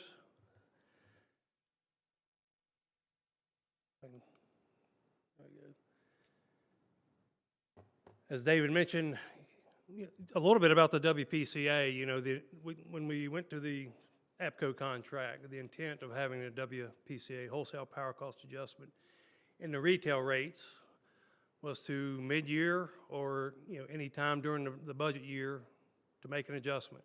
If APCO hit us up with a big true-up or with some surcharge, which they've done in the past, we could make that correction. Or in the next budget year, recover what a big true-up was in the previous year. So, as David mentioned, these are just some visuals of what over the past several years, the costs increased, and these are APCO costs. Now, I call your attention to just the last 2 years. Look, we've jumped from 16 to 19 million. That's that 70% increase. That's the biggest jump. There we go. And that's not because we back. just suddenly have so many more people living in town, obviously. You've probably seen this was the first graph, just what's driving some of the costs, and this kind of shows the breakdown. On our power bill, we have four components, KW demand every month, an energy charge every month, a transmission charge every month, and a fuel charge every month. And as you can see, the fuel component has drastically increased, and so has the transmission component. And part of the transmission growth of charges next year and even partially this year was the 2023 cold weather we had, because if APCO and PJM have a summer peak, we pay, the charges are based on our contribution to their peak. In the summer, we're about 8 megawatts less than if the peak occurs in the winter. And over this 20-year period, it's probably about a 50-50. So some years the cost goes up just based on weather, and some years it goes down based on weather. So that's kind of what we're looking at this year. The Winter Storm Elliott established our peak that started January 2024. So that was about $120,000 extra per month in transmission costs. And fuel charges, they're just unpredictable by APCO. And I'll show you a graph coming up. They kind of give us a forecast, but it's never right.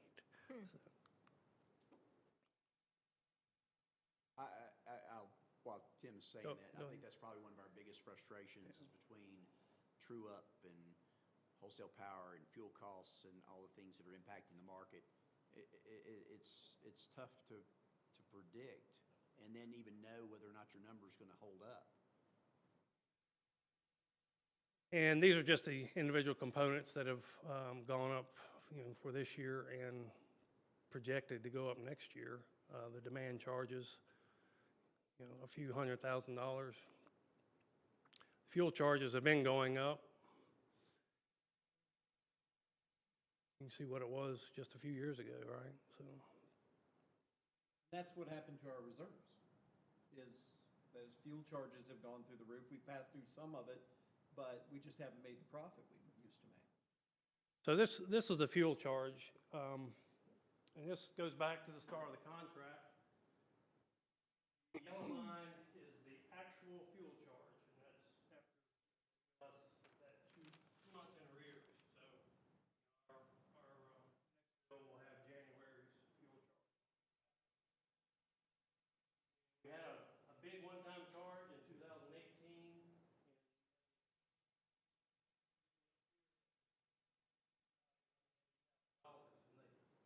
What was that? Well, APCO and how the wholesale power agreement goes, their production costs, they have a FERC Formula 1, okay, and they file that every year. And these are accounts that they put their production costs in, their fuel costs, and our rates are determined based on that FERC Form 1. And some things come through the formula.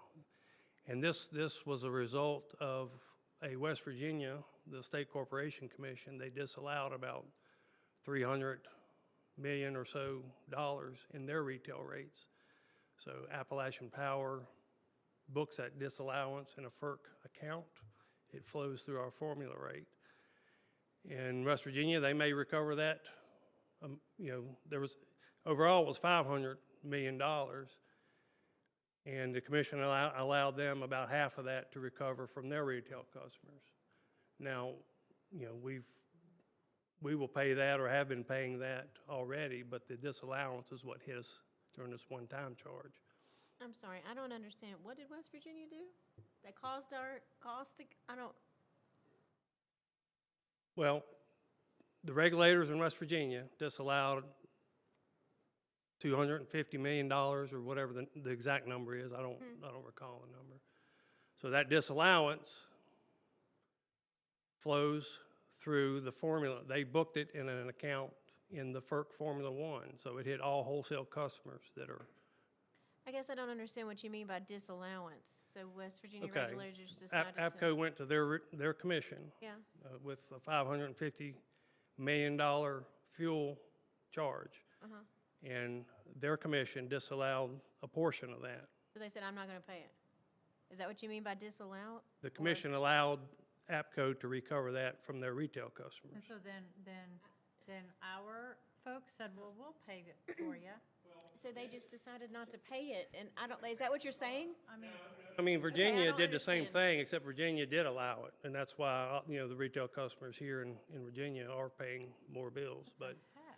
but, Yeah, but this That's is, every APCO customer, not just the city. yeah. yeah, I know, but how did they just decide we're I not mean, gonna I do may want to this? I don't decide, understand how do we decide to let West Virginia foot the bill next year? Right? It's how they booked, not doing it, and they didn't have to do it, but they that still got paid. disallowance. And they are appealing it. I mean, And what's if stopping everybody from doing that? it rules in their favor, it would go through our, books. APCO wasn't going to eat it. They were going to pass it on to somebody else. Well, Just yeah, I happened to be us. understand that, but I don't understand how a state can just say, I don't either. Yeah, sorry, I'm that's- not paying this, too bad, and then Well- APCO still give them power. I don't, that doesn't Something similar equate. back in 2018, it was a West Virginia ruling in there that, Yeah. I'm so. sorry, I digress, I just don't, I can't process that in my head. Well, what's so concerning is right now, our baseline for the last couple of years is as high as the huge peak from 18. So, I mean, we're almost running that now in the last few years as just a baseline. There, right now, we are paying on it over a 24-month period with no interest. But the point I wanted to make in this graph is the yellow line, the actual fuel charge, when we don't adjust our WPCA, once that yellow line gets above the light blue line, that's revenue we should be collecting through our WPCA, if that makes sense. Ask any questions you want, because Tim spends a lot of time with me. So, Well, Tim, it's- just to it's- clarify, we may collect that, so like on our bills may go up, but it doesn't turn into profit for the city of Radford. It's a pass-through It's a- cost it's a that goes to pass-through. APCO. So as the bills have been higher for our customers, we have not seen the margin that we had traditionally enjoyed, which then puts us in a position where we're either having fewer reserves or we're using more of our total. And I apologize, I wish I could explain the you're accounting, good. FERC accounting. I mean, I'm not an accountant. Callista may know a little bit more about accounting, but, those things are looked at by our consultants. And when there's a need to challenge those, if we think they have erred or we don't think it's right, our potential solution is to take it to FERC and do a filing at FERC and try to get recovery of that money. So we do that. We have done that in the past, yeah, both on transmission rates and, certain rates, such as this. But, Okay. yeah, we've had a few transmission wins over the past. I take it from this, correct me if I'm wrong, then West Virginia is picking our pockets. Sounds like they're picking everybody's pockets. I mean, it's not just ours. I mean, I don't understand how that comes about, as far as, I don't understand where West Virginia should be a part of this process, and they are. Well, without we don't think it's right, and we will challenge it at the right time, I think. So. But in the meantime, it's on our bill, we gotta pay it. You know, it's But unfortunate. Part of a system. And now, they're- to that point, it's our wholesale power purchase from Appalachian Power. And so they are part of that process. correct. So what leverage, well, wait a minute, hold on. Do we have any leverage?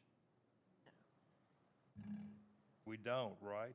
We don't have any leverage. We can So we're- choose not to purchase from APCO when we have a new contract. Well, our basic options are to take it to FERC. Yeah. And challenge it. So so we really, we We- don't have much say-so at all. We, I mean, it's we did ask for an abeyance until their approval process, and they denied that, so.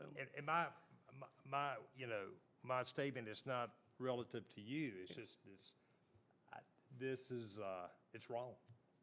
Oh, I Being agree. quite frank about it, I mean, We're it's, probably putting you in a bad position because you can't represent West Virginia, and you certainly didn't make any of these calls, but it's just from where we're sitting.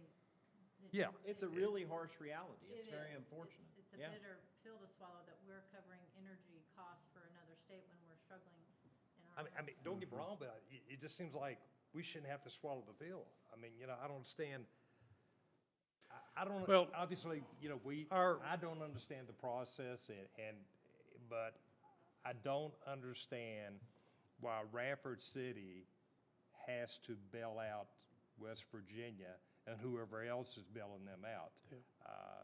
I just don't, I think, I mean, you know, other localities, maybe I might buy into that a little bit, but, you know, another state, I just don't see, to me, it shouldn't be relevant that we have to have this conversation, to be honest. and I don't want to give the impression either that full amount, the Blue Ridge customers is about $5 million of that $250 million disallowance. I understand that, and I get that part. I mean, no, I understand that, but, you know, and another part of it too is the population has decreased, and Appalachian, but you know, Appalachian Power Company has increased. So population goes down and and it costs, you know, I don't understand, like, everything else is going down because the population has gone down. But HAPCO, they're going up, you know, as our population has decreased, you know, mostly obviously because of RU, and I don't know. We- You know, I mean, also- you know, when you use power, the less you use, your bill should come down. So we're as far as your household, but as a city, we're using less and it's going up. So I don't, you know, I'm trying to wrap my head around all this, you know. Even if West Virginia Commission had allowed it, we'd be paying it. So, yeah, so that's kind of where we're at with it.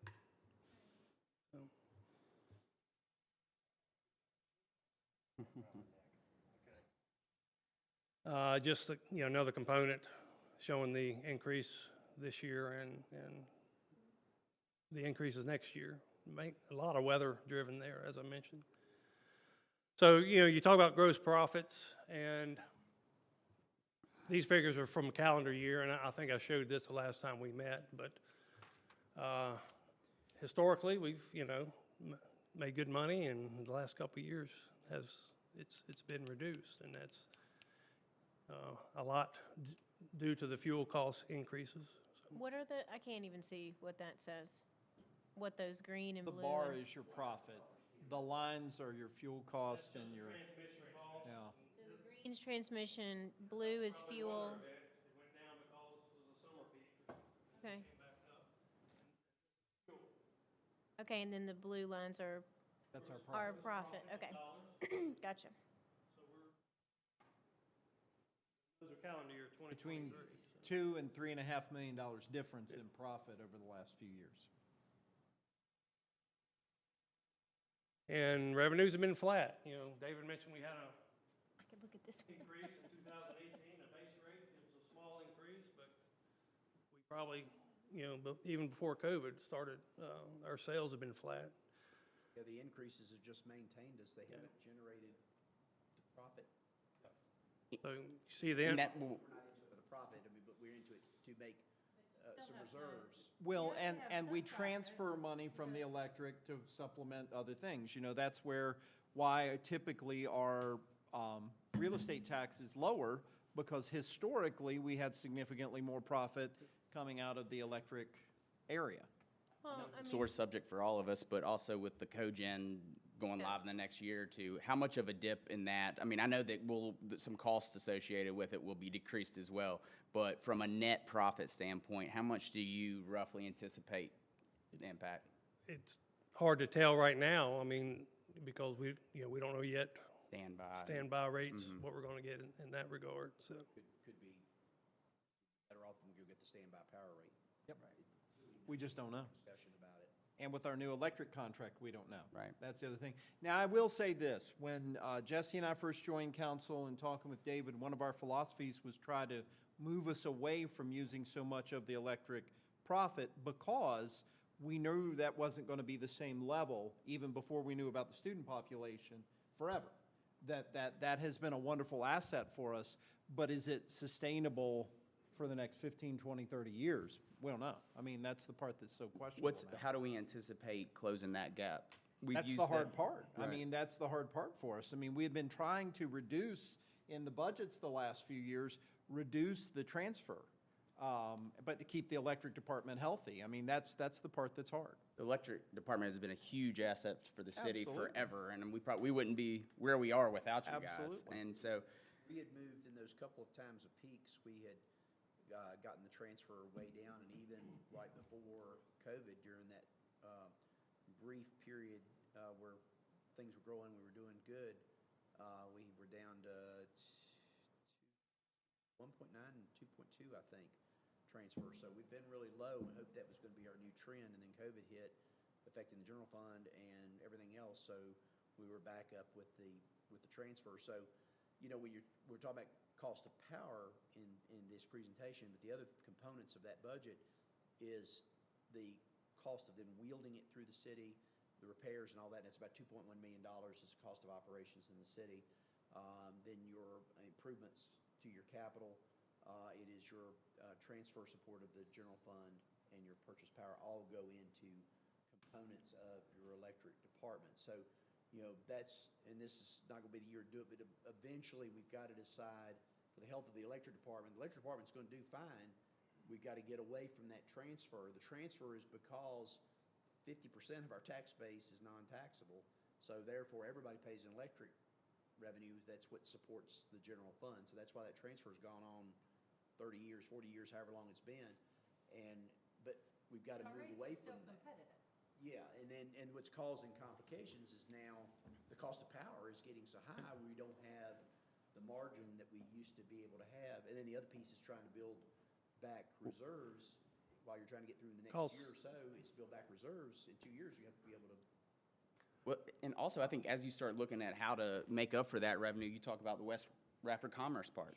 That used to be a huge revenue generator, and I think that's why I've such a focus on hopefully we can get some industry, something that's purchasing energy and consuming energy. So, I mean, hopefully that's in the works. How do we make it up? Sowing the seeds for our business districts to hopefully build all the other tax revenues that we can generate. West Radford Commerce Park, that's why it's been a focus for several years, to try to build that in and create something there.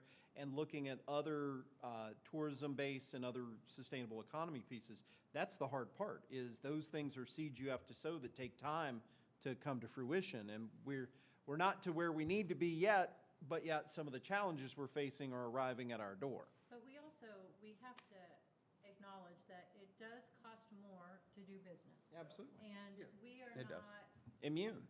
but we're not adjusting to those, because I think we all understand that, you know, we know the demographics, we know what our folks make in our community, and we want to keep as much in their pocket as possible. Yep. So it's finding that sweet spot, but I mean, I want us to remain competitive. But we just can't flatline like that when the cost to do business across the board has gone up so much, and it's just an uncomfortable truth. Right. We just Yep. have to address this. If we had other, those other options up and running, great, Yeah. but We're not there yet. we can always make adjustments. But I think it's good for everyone to see this, that, we just can't flatline this long and expect to be able to do the same level of business. Right.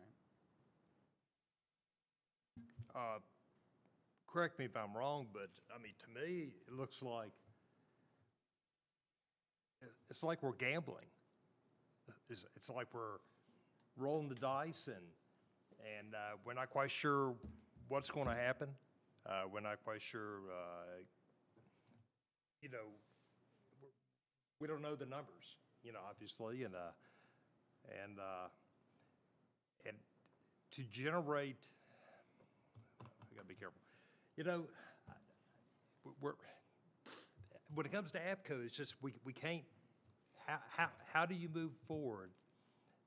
And thank you for your guidance, and everything, the knowledge that we do have here in Radford, but trying to move forward with the expense and alarming, to me, it's so alarming that it's going up that much.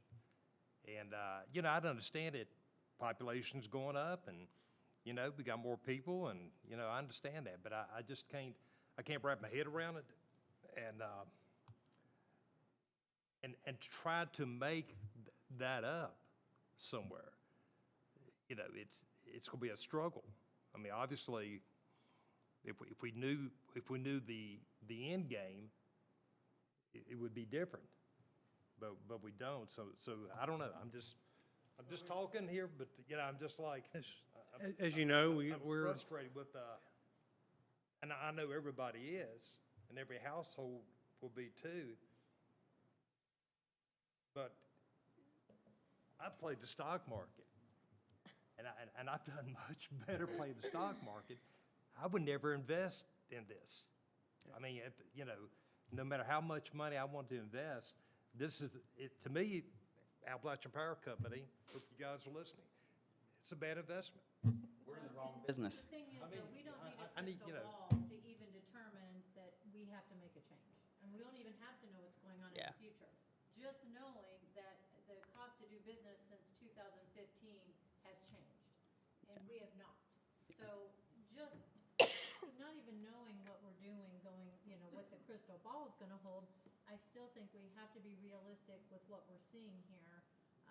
There are elements we're not gonna be able to control necessarily or change that are bigger than us, that, we need electricity. We have a great department here that we have to sustain. But I think, we just have to make sure that we're remaining competitive within our communities, but we also have to make sure that we're driving enough revenue to be supportive of what we need to do.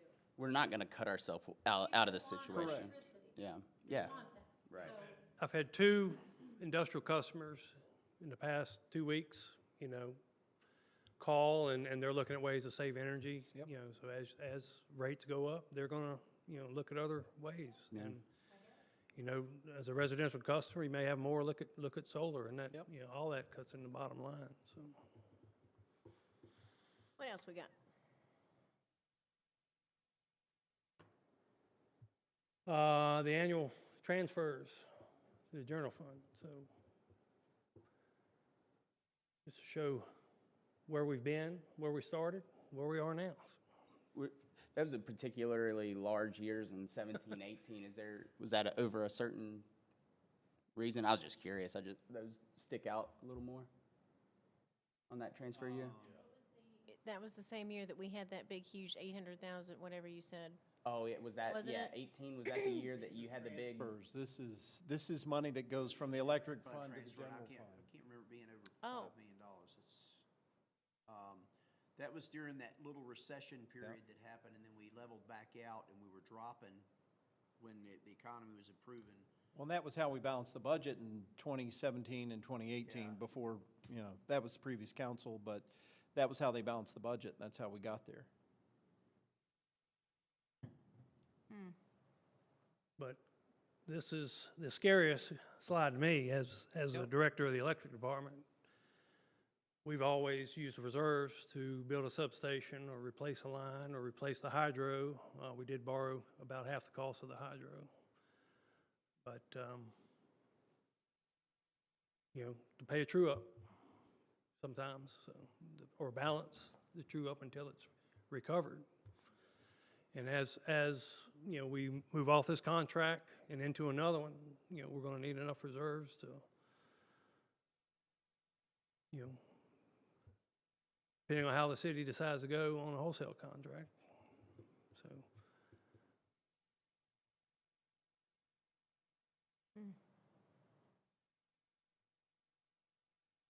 So please, don't shoot the messenger. Well, I really appreciate you showing this. This needs to be public knowledge, and we need to have these discussions so everybody knows exactly what we're doing and why we're doing it later on. Yep, agreed. Yeah, I think Thank some of the main takeaways, Tim's done a great job of explaining this, is why I wanted him to come tonight, because I knew that would help.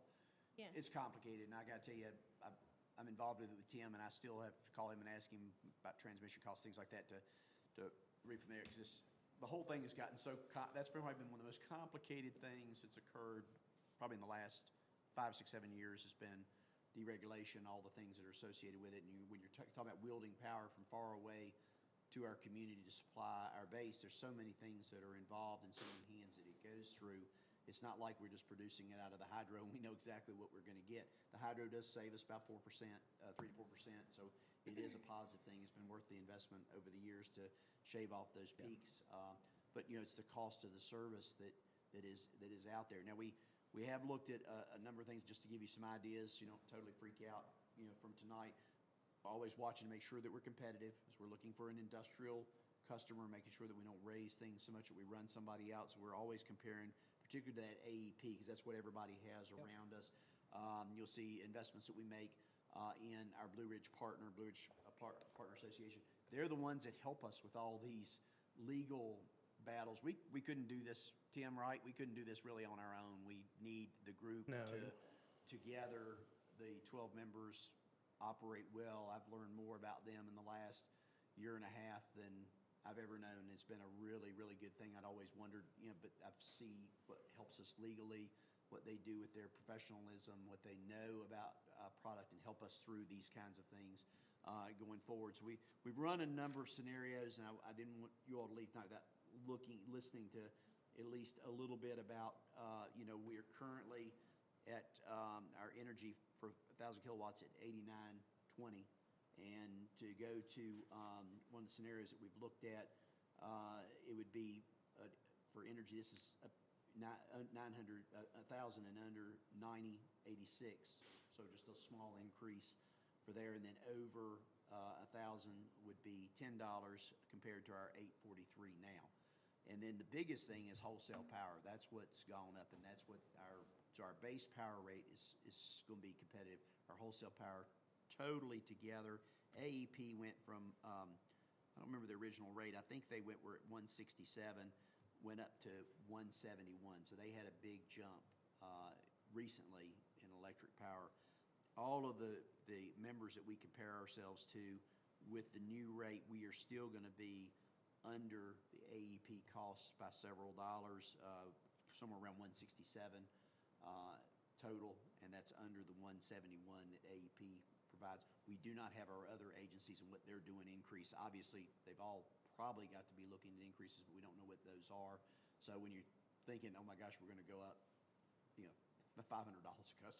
So what I think we need is a slide that can, Are they under the 171? Do you know? We haven't run the numbers for everybody. We're going to probably give you some ideas of what they would be, how many are, I don't know how many customers, if you know right offhand, Tim, how many use up to 1,000 kilowatts and how many are over 1,000 kilowatts. We'll try to do like a couple of houses. We'll use a couple of different utility models from some of our employees that we know that let us use their numbers to give you an idea of what Just they so pay now, everybody- what they will pay under the new. You're saying $1 and when you say 167, 171, yes, I'm I just want to make sure that Yeah, yeah. No, no, you- yeah. everybody hears. 1,000 kilowatt Yes. hours is the number you'll hear for the base. Yes. Up to that amount and then over that amount. Correct me, Tim, right? And Yeah, then- most- And then you're talking about fuel. The other categories are fuel, wholesale power costs, and just the customer base. So when we say we have a balanced budget, what impact does that have on that line? Is a balanced budget means that we're going to be, status quo with that? Where do we see with our balanced budget? I'm assuming that's without increases, right? Like you balance the budget right now based on what we're currently doing, correct? That's the number I'm looking at with balanced budget. Okay, so with the current. That includes the wholesale power purchase. Okay, I know what you're getting to. That includes all the costs to operate the electric department. Everything that we've got in there, improvements, things like that. It includes the wholesale power purchase. It includes a transfer to the general fund. It includes has a little, some growth in our reserve fund, which is what we want to try to do. And But not the proposed increase, right? That's not in the budget, or is that in the budget? that's what I'm working with. Okay, When okay, I'm saying okay. this aloud, that's the number I'm kind of working with at this point. We've gone through about 6 different scenarios to look at what works best, what is the, I should say, and then what will ultimately make up long-term. We got to get through 2 years until we see what ends up happening either with AEP or with some other, as we're going through. So from a, Knowledge, we've got our power contract is up in 2026. Right. from a citizen perspective of what they may have to pay, we're talking, the budget number you're working with does include an increase in this, correct? Correct. That's the So only thing that's part of it. That's how you got it balanced. What are you looking at as a real estate tax rate as part of that as well? I'm just starting in on general fund, but I can talk to you. Tim, we're good. I didn't want Good. to keep you. Yeah. Do y'all have any questions for Tim? Well, and leave that up, because there were some things I wanted to talk about with that, but let's go on to Let's this talk other. about that while Tim's here. 'cause I- Thanks, Tim. So, yeah, thank you very much. So as you look at this, I think the thing we want to express to people too is, you can see where we've been in decline really since, the foundry closed. That's where we had the largest of our reserves. For, But that also correlates with sales too, so don't forget the foundry Yeah. is there in 2013. right, that's what I was saying. Yeah. Ever since the foundry closed. But as we look at the reserve balance, the COVID years certainly were challenging, but then we're getting into that, the reserve balance is affected significantly by the increase in power costs to us. Correct? Am I wrong on that? Well, yeah, I mean, I assume so. We're still making that transfer. Yeah. And it's taking it out of reserves versus our gross Profit. profits. Right. So that's part of the challenge with that. So that's just eating us up. The power, that margin reduction is eating us up.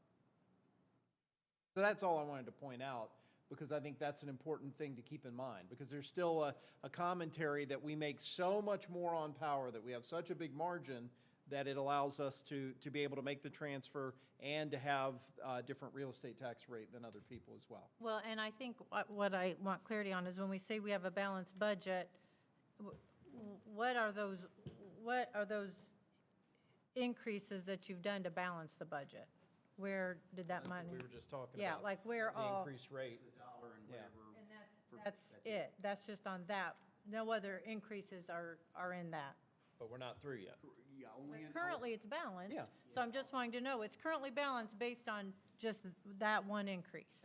Not a real estate. Got some over in. Okay, in general that's fund. what I'm asking. Yeah, we're talking about the funds, so the Yeah. funds are balanced based on Just, the $2 is talking about over in sewer, and the, whatever, the dollar and some cents, and then the other $2 for, the 1,000 kilowatt hours plus the wholesale power Okay. cost adjustments. That's what, right now, that's in those mechanics. We're looking now at the general fund side, and I want to give you just a few, I want to make sure, Tim, if y'all have any electric questions, there's a lot J- on electric. It's the one. biggest area. So I I'm want curious y'all what to it make looks sure like we have without that Tim then. here to talk about that. Yeah. He's got a pretty streamlined budget, so really not that many questions about that part of it. Once I get that to you all. Bob? Yeah, just real quick here, so what are our neighbors doing? How are they, everybody's dealing with this. obviously, but we know everybody's got to deal with yeah, it's going up, everything's going up, and APCO's definitely a big part of that. Well, it's hard to compare our stuff because Christiansburg, they're building out. They have lots of land. So they're building out. A lot of new Yeah. businesses are going there. And then you've got Virginia Tech, which, in Blacksburg, which is just increasing in students. So Right. Neither Blacksburg nor Christiansburg has an electric company to make profit from. Right. So it's a little bit different scenario because those are directly billed through AEP or the Virginia Tech Electric Company or things like that. So it's not quite the same. And you heard the AEP price is higher significantly. Okay, It's well, hard to compare them, is, I guess, the point. you're right, It's hard. but, You can, That's where we're you able can to do collect, some yeah. comparison. So what we do. yeah, people is we- that are in the, Yeah, as we're looking at Bristol, Salem, Danville, Martinsville, Richlands, Yeah. Craig Botetourt, those are all part of the association, and they are all, well, Craig Botetourt really isn't, but the others are, they are enterprise communities. They have cities, they're set up the way we are. Okay. Bedford is also another one. So those are all comparative communities that we take a look at. We don't know what their numbers are. The communities around us, Blacksburg, Christiansburg, and all of them are taking the impact of the AEP increase, that $171.09 is already on their plate. So their businesses are having to pay that now. So we're going to be less than that with our increase, right, much less than that with our increase, and still provide the custom service that we do now and be sure the lights are on and that kind of thing. The only detriment that we have would be, we've got 3 feeds coming into Radford. If something happens, the feeds are dropped. So a line goes down outside the city. I don't know if, we haven't had that happen very much. I guess the ratio probably, yeah, has been one of the few times. But, those big storm events, the ice Yeah, storm yeah. that happened 25, 30 years ago now. Yeah. Those are the things in the winter, I'm holding my breath. This is the time of year you have to worry about those kind of things slipping up on you. So, those are the kind of events that are going to affect you. But our rate being what it is will still be less than AEP. And hopefully, once we get the other numbers, we're still competitive. We're pretty close. Martinsville is the next one closest to us. So we're going to be looking at all of those to be sure that when a company is coming to Radford, or a business is coming to Radford, Right. or even a resident coming to Radford, we don't want them to look and say, oh gosh, this is the most expensive place in the world to live in. Yeah, you don't want that to happen. So No, I across understand the that. board, all of our enterprise funds, plus the general fund stuff, all comes into play. Now, well, I'm going to move away from that, and y'all are tired, and I didn't want to get a whole lot into general fund tonight, but any questions about procedure? And I'll try to, between Tim and I and Callista, we'll see if there's anything, or if y'all think of something, we can help clarify a little bit more. But these comparisons as I present the budget ultimately, because this is all we're doing is just talking through some stuff now, but I wanted you to have the thought, hopefully I'm spilling over what brain power is left in me to know kind of what we have to look at so that you all not surprised when we're going down the road or anything like that. We're trying to keep everything as reasonably priced as we can and keep us in the market competitively, but survive as an independent city, make sure that we're attracting business, making sure that that every piece of land that we've got is most beneficial. We've got a lot of positive things. We've been $12 million to $19 million in building permits now, even through the coronavirus years. So that's been pretty good on our behalf. So we're taking every possible piece of land we've got and trying to make something out of it. We're limited to our 9 square miles, and we've got all the expenses that any kind of big city has. So, in looking at that, we're starting to look at, as you all know, assessments went up generally 37 to 42%. On average, it's about 42%, where our assessment dollars at $888 billion, $888 million, brought in about $88 to $91,000 for every 1 cent tax increase. Now your $1.23 billion assessment will bring in nearly $119,000 for increase. So that's the most it's ever been. And what's going to happen, so everybody knows going into this, because I've heard more gossip and rumors about this than I care to shake a stick at, your 84-cent tax rate will drop back. And don't hold me to it, but right now it's looking, and we've talked to auditors, make sure they're double checking my numbers to be sure we're right. You will roll back to a neutral rate. So roughly the $7.5 million to $7.8 million we bring in now in real estate taxes will roll back to about 64 cents. Now, that doesn't mean everybody's paying the same that they pay now.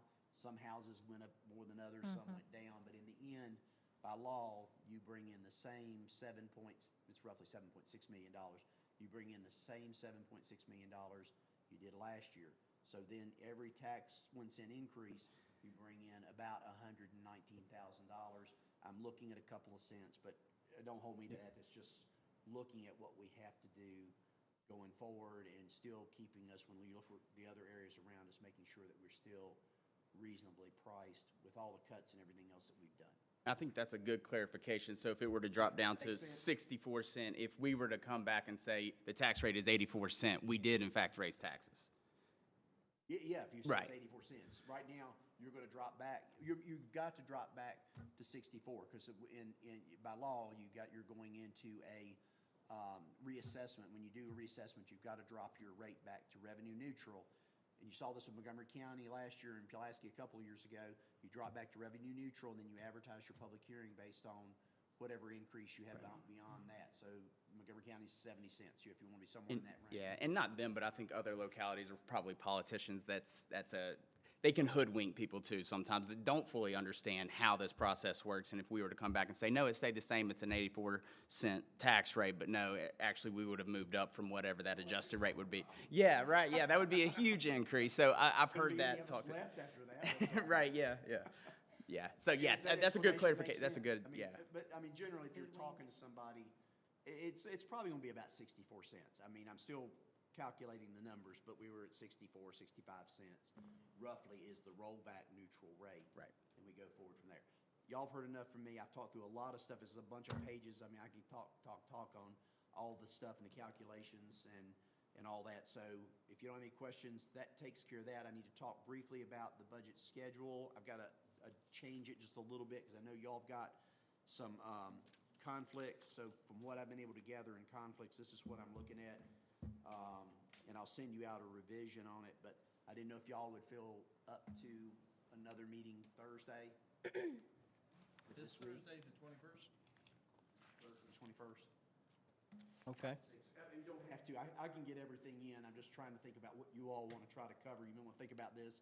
Send me questions during the week, and that's fine. I know we're coming up on Kelly, are you? Easter and all that. The next week, then I'm looking Cut at it off. Monday, the 25th, which is the council meeting night, just meeting at like 5:30, if that's okay with you all.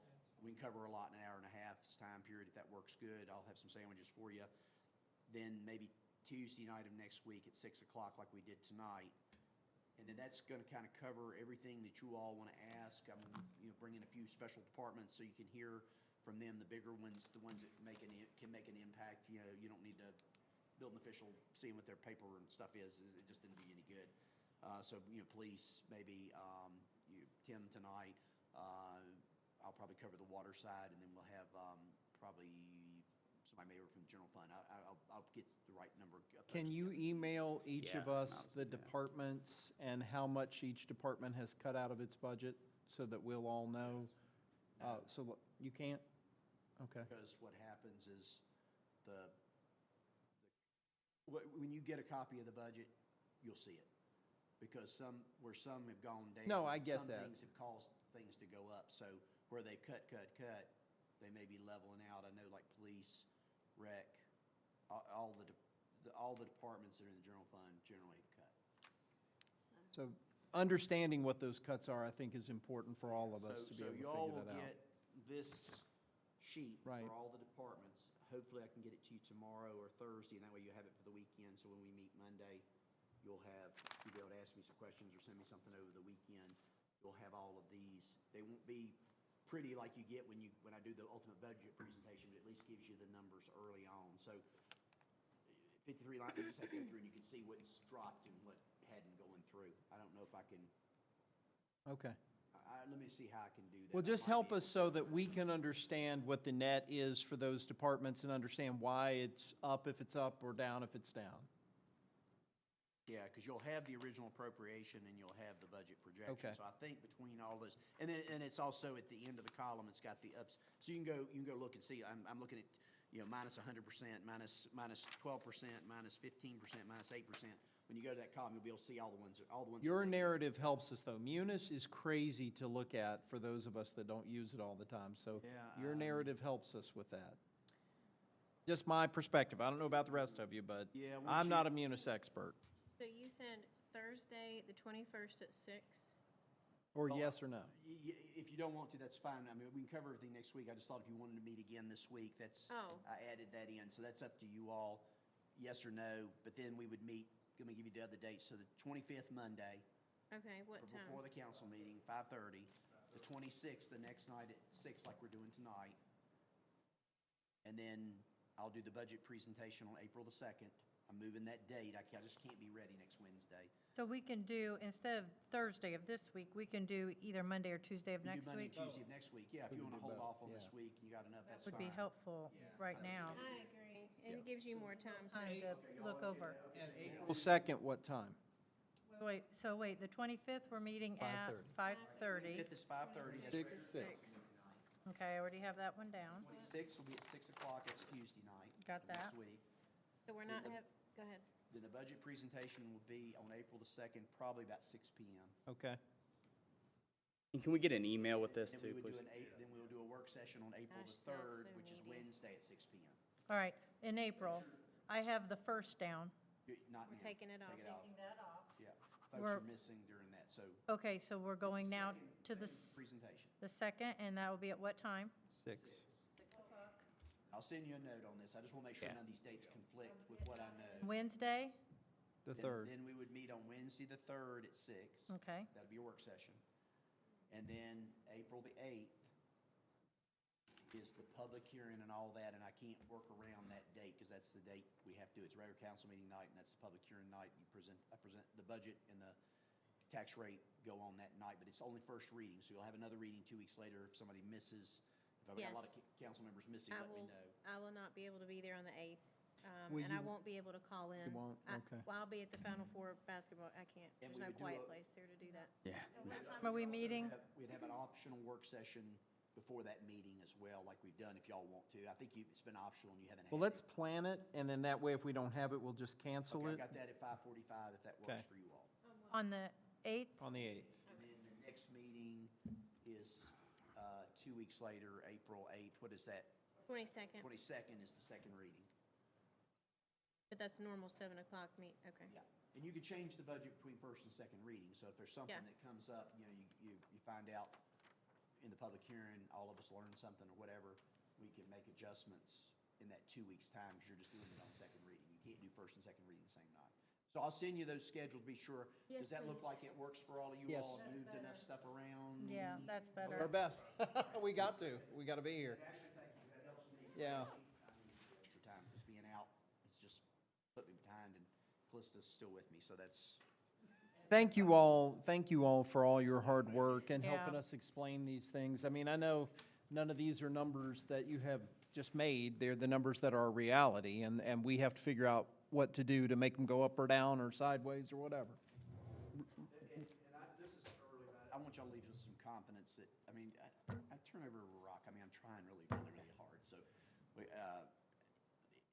if this all goes okay and what we've got held off for now and what we're doing the savings on, we should end the year in sanitation in next year. We should have about $192,000 in sanitation and reserves. $6,000 in water, sewer, which we need because we spent a lot of money in that account. Almost 1.4 in electric. And urban highway maintenance, it's restricted, but it's still part of it's $2.3 million. So you've got some big numbers, and that 2.3 is working towards your downtown project ultimately, whatever special projects that you want to do. General fund I haven't gotten yet. That's the one that's at $82,000. That's our biggest struggle. I don't know how to get that without, we're continuing to watch and make sure that these revenue line items, meals, sales, lodging, all those kinds of things, because beyond that, everything else is in our social service programs and those revenues that come from CSA, constitutional offices, and those kinds of things that support the offices going forward. And your biggest your biggest expense in your general fund is your contribution to schools at $5.9 million. Plus debt service, which is about $800,000 for each of the two schools. So Yep. you're over over $7 million in that part. So that's your biggest expense in that area. The next biggest expense is in your public safety at $4 million between fire and PD. PD. police. I'm sorry. Yeah, looking right at him. I can't get PD out of my, call Jerry all the time. And then rec department and leisure services, which is rec, tourism, and library behind that. Yep. And I know we've said this before, but, you know, we do need to have, and I know we talked about this before, so you may have already had this conversation, but, you know, we need to be realistic with the school system and just tell them that, you know, we're not gonna be able to continue Yeah. at this point at the same rate that we have been, and they've got a really nice reserve, so they need to spend that reserve, and that to, when they come in with a budget, to, you know, we're making cuts here, they need to be looking at their budget because we fund them, so. And I've been, Adam and I have met, once we're meeting again tomorrow, with that front, we've told him that our cash flow challenges, everything's been okay. He's gonna bring the budget over, I think, to me, because it's gotta be, in my hands before the first. And I think he's excellent relationship. We've looked at a couple things down the road. I've reached out to, we need to have a joint public work session with them and put everything out on the table, because, Y'all can talk. yeah, and It's just been- have some When talks. was the last time we met in school? It was back in. Been a little March. while.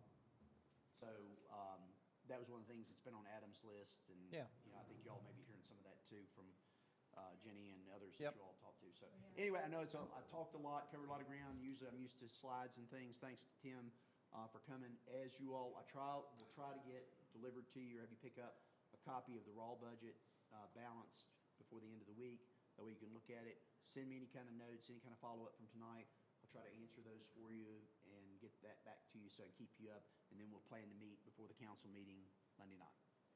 Real quick, I'm sorry, I tried to get this in earlier, never got the opportunity, and somebody else comment next, because I don't want to end on a sour note. But we do know that we have the $4 million due in June. And I'm sorry, I meant to so, yeah, so I wanted to touch on that and see where we were on that. And then also, I do want to see at some point, can we get an accounts receivable of how much of that grant money is still expected for some of these things? I mean, because when we first took this out, it was my hope that some of those things that we front-ended were going to fund this $4 million. So I just don't know, are we still waiting on those funds, or? No, because that was just purely operational, so the funds that we had from the ARPA money was used for the grants and all the things that were done for ARPA programming. This helped us with that cash flow at the end of the year, because we had so much going out with the school debt service and that kind of thing. The hope was to try to be able to bring in more real estate revenue that would be able to pay that up. We may be able to pay it off by the end of the year, but it will take every dime we've got, and we'll be back in the same situation again. Well, that's So what I was we're gonna say, the looking at float. trying to put, some debt service in that won't cost anything extra, and maybe extend that out for another 6 months or a couple of years or whatever. I'm looking at that now. Okay. Just FYI. Okay, thank you. And then the only other thing I was going to see is, I hate for you to get so strapped with it that we're then faced with another, and then, interest rates are up or whatever. So hopefully, we'll know more as we get to June. I gotta find out how that process works, because we haven't done I haven't had a TAN. We haven't had a TAN before. Usually those things convert over to small debt services. Y'all know, we got $88 million legal debt that you can go after, but we've only got 20-some million based on just the school population. and then just kind of a breakdown of, even when we look at like the East Main project and things like that, I know we have them budgeted for, but, as far as the physical dollars, making sure that we're matching that up, I just want to see how much we're committed to moving forward. It's not budgeted, so it will be an appropriation when we get ready to get into it. So generally, no grant funds are ever appropriated. That's when you get those appropriations, and that's what they're used for. So as we get all the approvals, we just got the approval from the state on the ARC funding. It took that long to get it. So we're just starting, and our clock is ticking. We've told them, we're holding off, making sure that we get past all the things we want to do downtown and move into a period of time where construction can occur when it's comfortable for us. Because the other thing is, kind of gets back to Kelly's question earlier, one of the things like with the buses for transit, we've had to front those. So that's the other thing you can't count on, when you're fronting those and then getting the reimbursement, and you got $700,000 going out to buy buses, $600,000 or $700,000, and then you got to wait 2 months to get it. We've moved that timing up so that as soon as we're getting an expense out, like for operations in transit, we're filing for the reimbursement. So that's helping us a whole lot. But that's what's gonna happen in the downtown project. We'll have to front the money on it and then get reimbursed. So we wanna make sure we're comfortable when that happens, and that will be by special appropriation when that $700,000 comes, and we'll move that along as we go. And then the transfer from highway funding to sidewalk, pathway, the plaza area, parking, things like that. So it's not in, those are not in this budget, nor have been in any of the others. Okay. Does that answer your question? Yeah, I think so. Yep, thanks. Okay, and I just want to say thank you again to everybody. No, you have, it's a lot. I do think what will help us is, as we're looking at rates for everything, is comparing it to other neighbors, looking at what it's going to be for the average household. And that's really hard, because there isn't really just an average, but is it $5 a month? Is it $10 a month? Is it $15 a month? What does that look like? And what do we have to make the decision about? And if we chose not to do any of those things to get to a balanced budget, is it $2 million, $3 million, $1 million that we would have to find within the budget, which at this point is very tough because it's a lot of personnel. Yeah, and I think that one of the things, like Tim was mentioning earlier, I think one of the challenges for us is where we've had more flexibility. The problem is we run such a tight revenue, Yep. keep our costs down to our customers and to our users and to our citizens, and the costs have just gone up, as we've mentioned in several presentations that I've had. Well, it's still tough, and you hope to be able to plan for it. I don't know that it would be any different while we, looked at $4 million in reserves, or if we had $8 million in reserves. I think we'd still be talking about the same tight situation now. Because the costs are so The explosive. cost of everything Yeah. has just gone up. I was looking at the inflationary figure. They talk about the 3% inflation on TV over the past couple of months, but when you look at the last 3 years, it's been 17%. That's Yeah. the number in the Federal Reserve. Yep. It's the number in the United States Chamber of Commerce. It's the number that's in the Bureau of Labor Statistics. So that, when I'm doing my research, I'm going and looking, why is this stuff Right. where it is? Wage rates have gone up 4.3%. Oh, that's the other thing I think I mentioned it last time. That's the other thing I mentioned. January 1st, we've got another rate hike for minimum wage. So we've got to account for that as well.